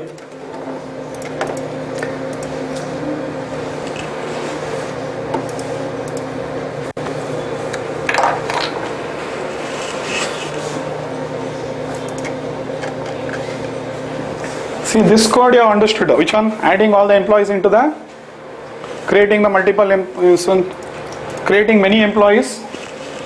This program, creating many employees, employee 1, employee 2, employee 3. This is hard coding, and you added this into the list and you call the contains method.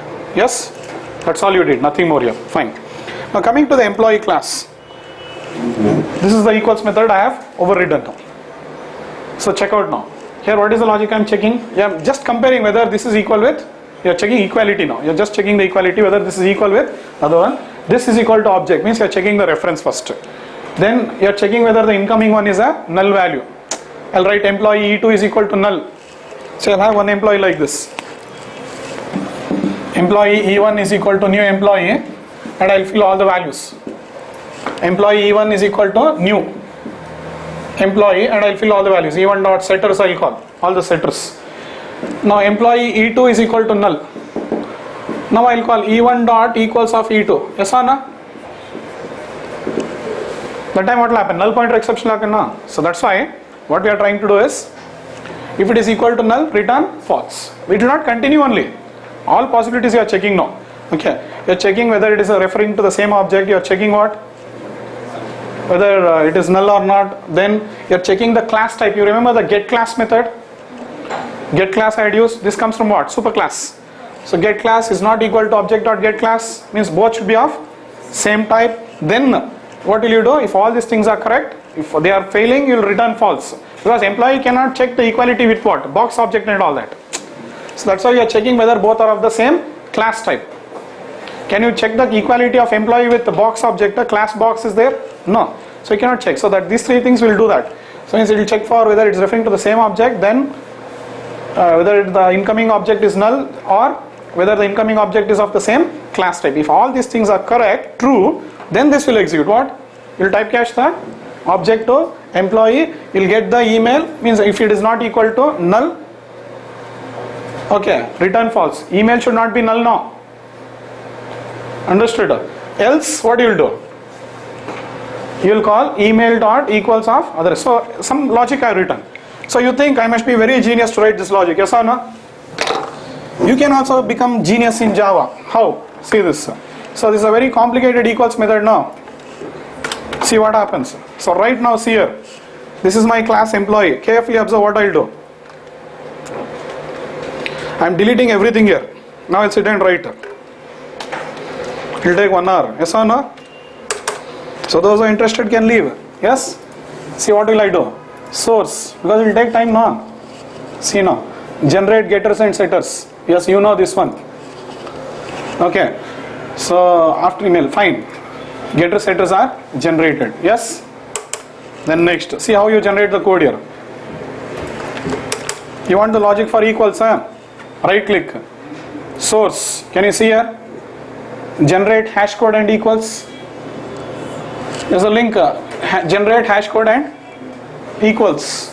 So just select that. Okay. So then say using all the fields it will generate what? It will use all the fields for checking equality now. Anyway, hash code or method also will come now. But if you don't want hash code, sorry, it came in between. Yeah, it's here. So this is hash code. I'll remove it. I don't want, but in fact there's no option only for hash code. So see this equals method already there. You're struggling to write logics. Tools are there for you, powerful tools. So just understand. See, till now you are coding. So understand how to use Eclipse.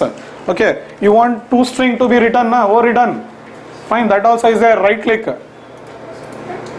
Source. Generate toString. Click. Okay, it will generate toString using all the 4 fields. Over. You don't have to struggle anything here. Code gets generated like this. It's only how much patience you are now. Okay, because we are moving into the real logics of programming now. Programming what? Application. Done?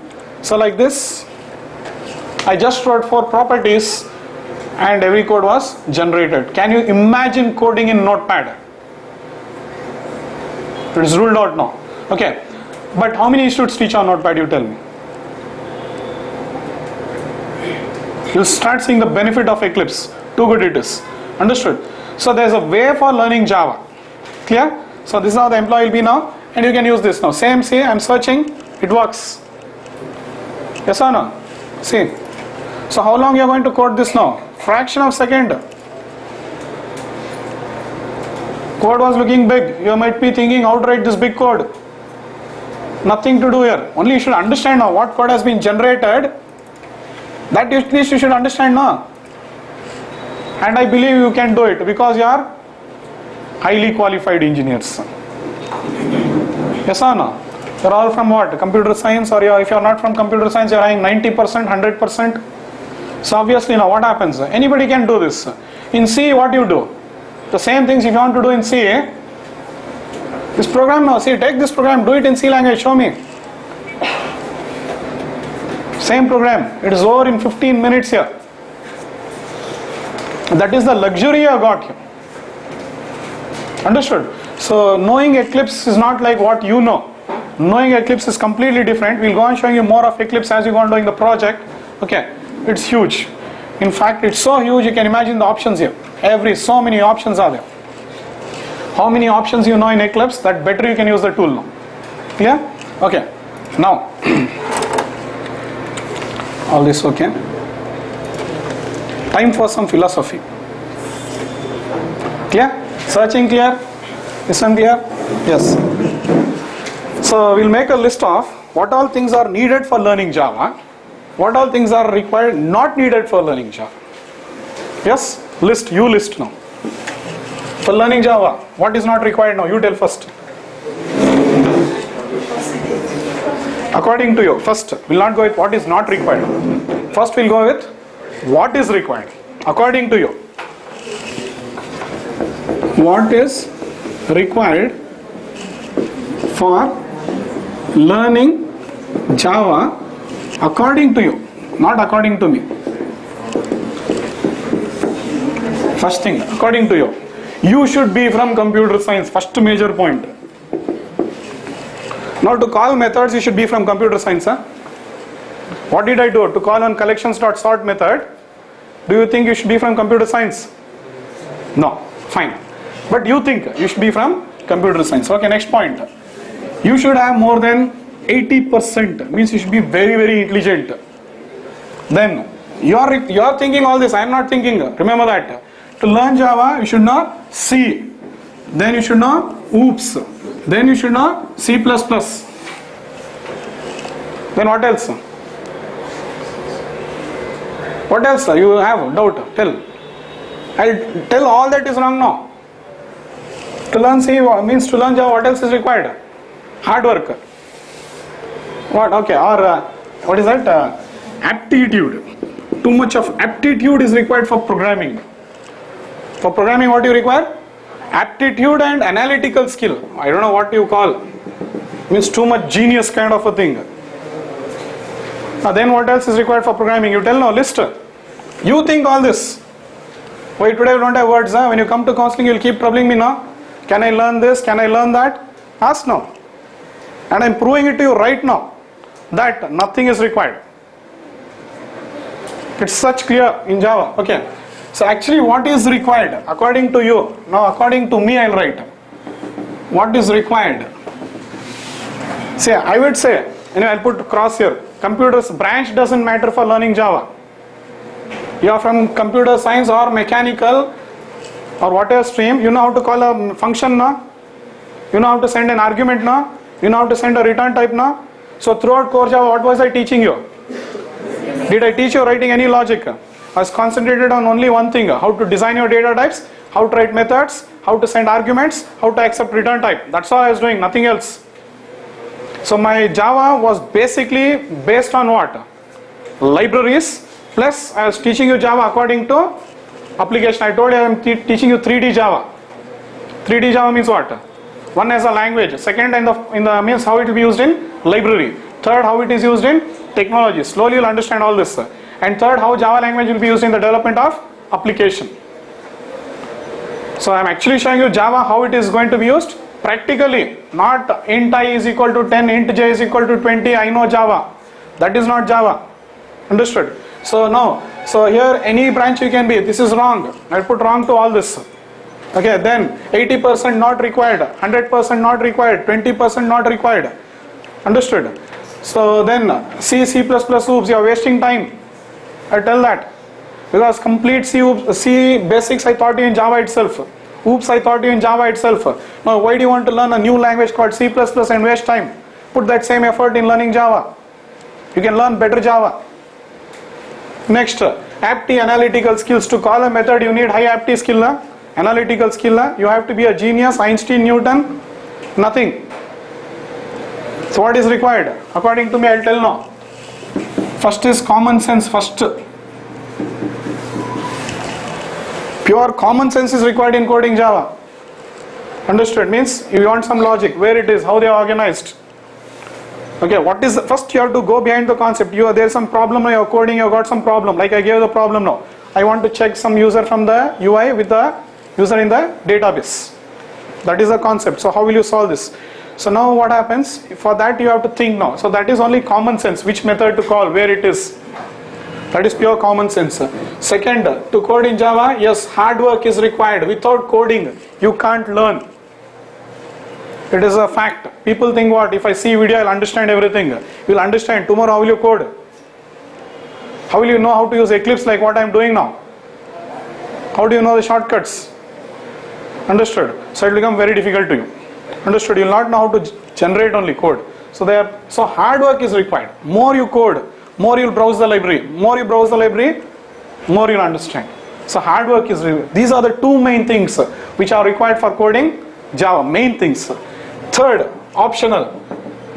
English language is required, not C, C++. Because what I tell you should understand now, what you read you should understand now, what is there in the document you should understand now. Understood? English is required. So instead of joining any institute and learning C, C++ and all, join Vita, Beta and all that and learn English and come. What is Vita? Some English training institute, no, join there. No, such stupid you are. I'm just telling you. Okay. Then means, and one more thing. See, earlier days, why English I'm telling is, see, earlier days coding was done like this, means binary 1010. Then high level came. Today means when this coding was happening, developer was dreaming, why not something like English is there? They wanted to code something like English. The same thing is happening now. ArrayList, AL is equal to new ArrayList, means I'm using ArrayList. ArrayList.add, it's a method in what? English. So almost all you can see all the method names, beautiful English names. If you go on seeing the code, it is almost like what? Reading a story here. So Java brought down programming from binary to high level to what? Almost all English today. That is the revolution it has done. Damn easy language. Understood? So what is required? Then, most important, what? Class, subclass, abstract class, interface. Yes or no? How many of you will agree with this now? I was dying to teach you this. In fact, I have taken 40 classes on this topic. Yes or no? So this is required actually. Class, subclass, abstract class. Unfortunately, all the computer science people have the major issue here in this space. What?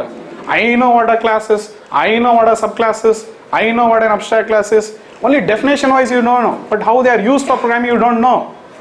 Only if you know good idea, have a good idea about this and how OOPS will be implemented using all these data types, then you'll understand Java. The fact is the fourth one I can put it in a broader way called as data types. Means you should know primitive also, you should know user defined also. You should know primitive data types and OOPS you should know. Very strong. Because if you know that, then only you'll know how to use the library. Understood? Otherwise you can't use the library here. Then what else?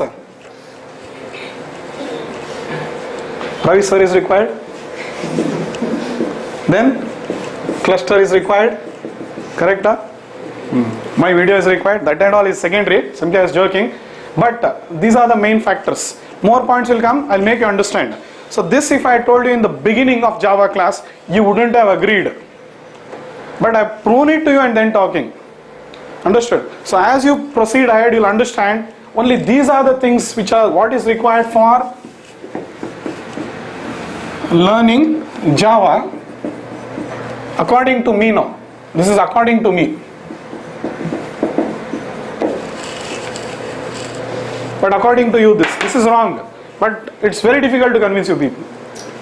Understood? So keep coding, you'll understand. Okay, there are more things.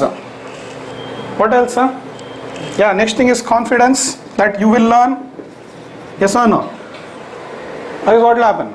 That's the major thing. If you don't have confidence, what will you do? What difficulty? What is difficult here? You tell me now. What is difficult here? Then next,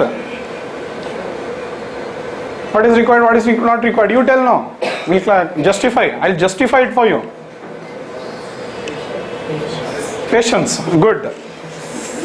At last you have understood. Patience, then what?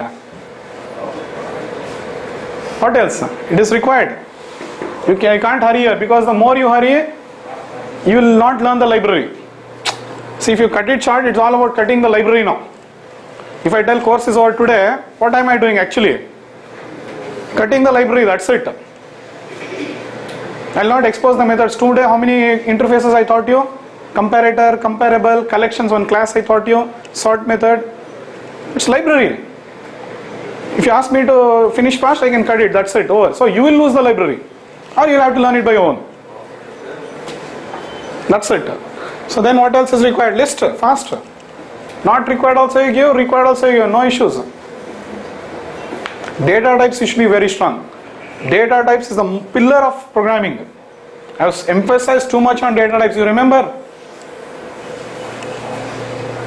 I was teaching you there are 9 things in Java. Control statements, literals. I had emphasized data types is the most important. Don't play around with it. Learn how to pass the arguments, parameters. I told you very clearly. That is becoming important now. It will become more important. You will understand how important it becomes. So learn the data types. Oops. Then what? What else? List.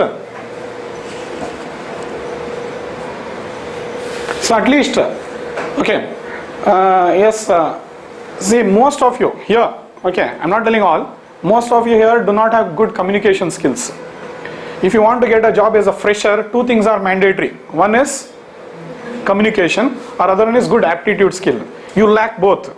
The only way you can get a job is by technical skills.